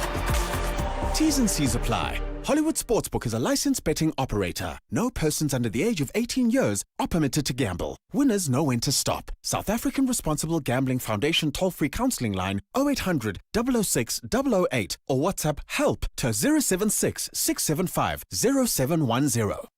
All right, let's wrap up with this WhatsApp voice note, which maybe does clarify where we are unfair as men. He's overreacting. Firstly, was she told in advance what time the show would be? I think men downplay how long it takes to get ready as a woman, right? You guys, you put on Vaseline, you put on roll-on, and you're good to go. We are trying to also look cute for you. And I think breaking up with her is pushing it. So I think he should have had a conversation. And if it's conversations that he's had before, say, listen, this is actually genuinely starting to worry me. I think you need to work on this time thing. But just to dump her like that, I think he wanted to dump her. Okay, bye. But we put on Vaseline and roll on. It also takes long for us, Tando, as men, to get ready. Believe it or not.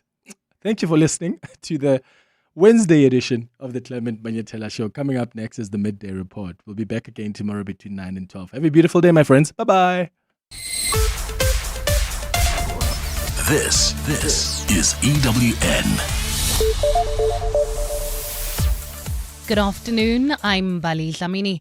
Former President Thabo Mbeki has been accused of unconstitutional conduct aimed at protecting individuals who committed human rights abuses. Advocate Anton Ackerman, who led a task team to prosecute apartheid-era crimes, says Mbeki attempted to create a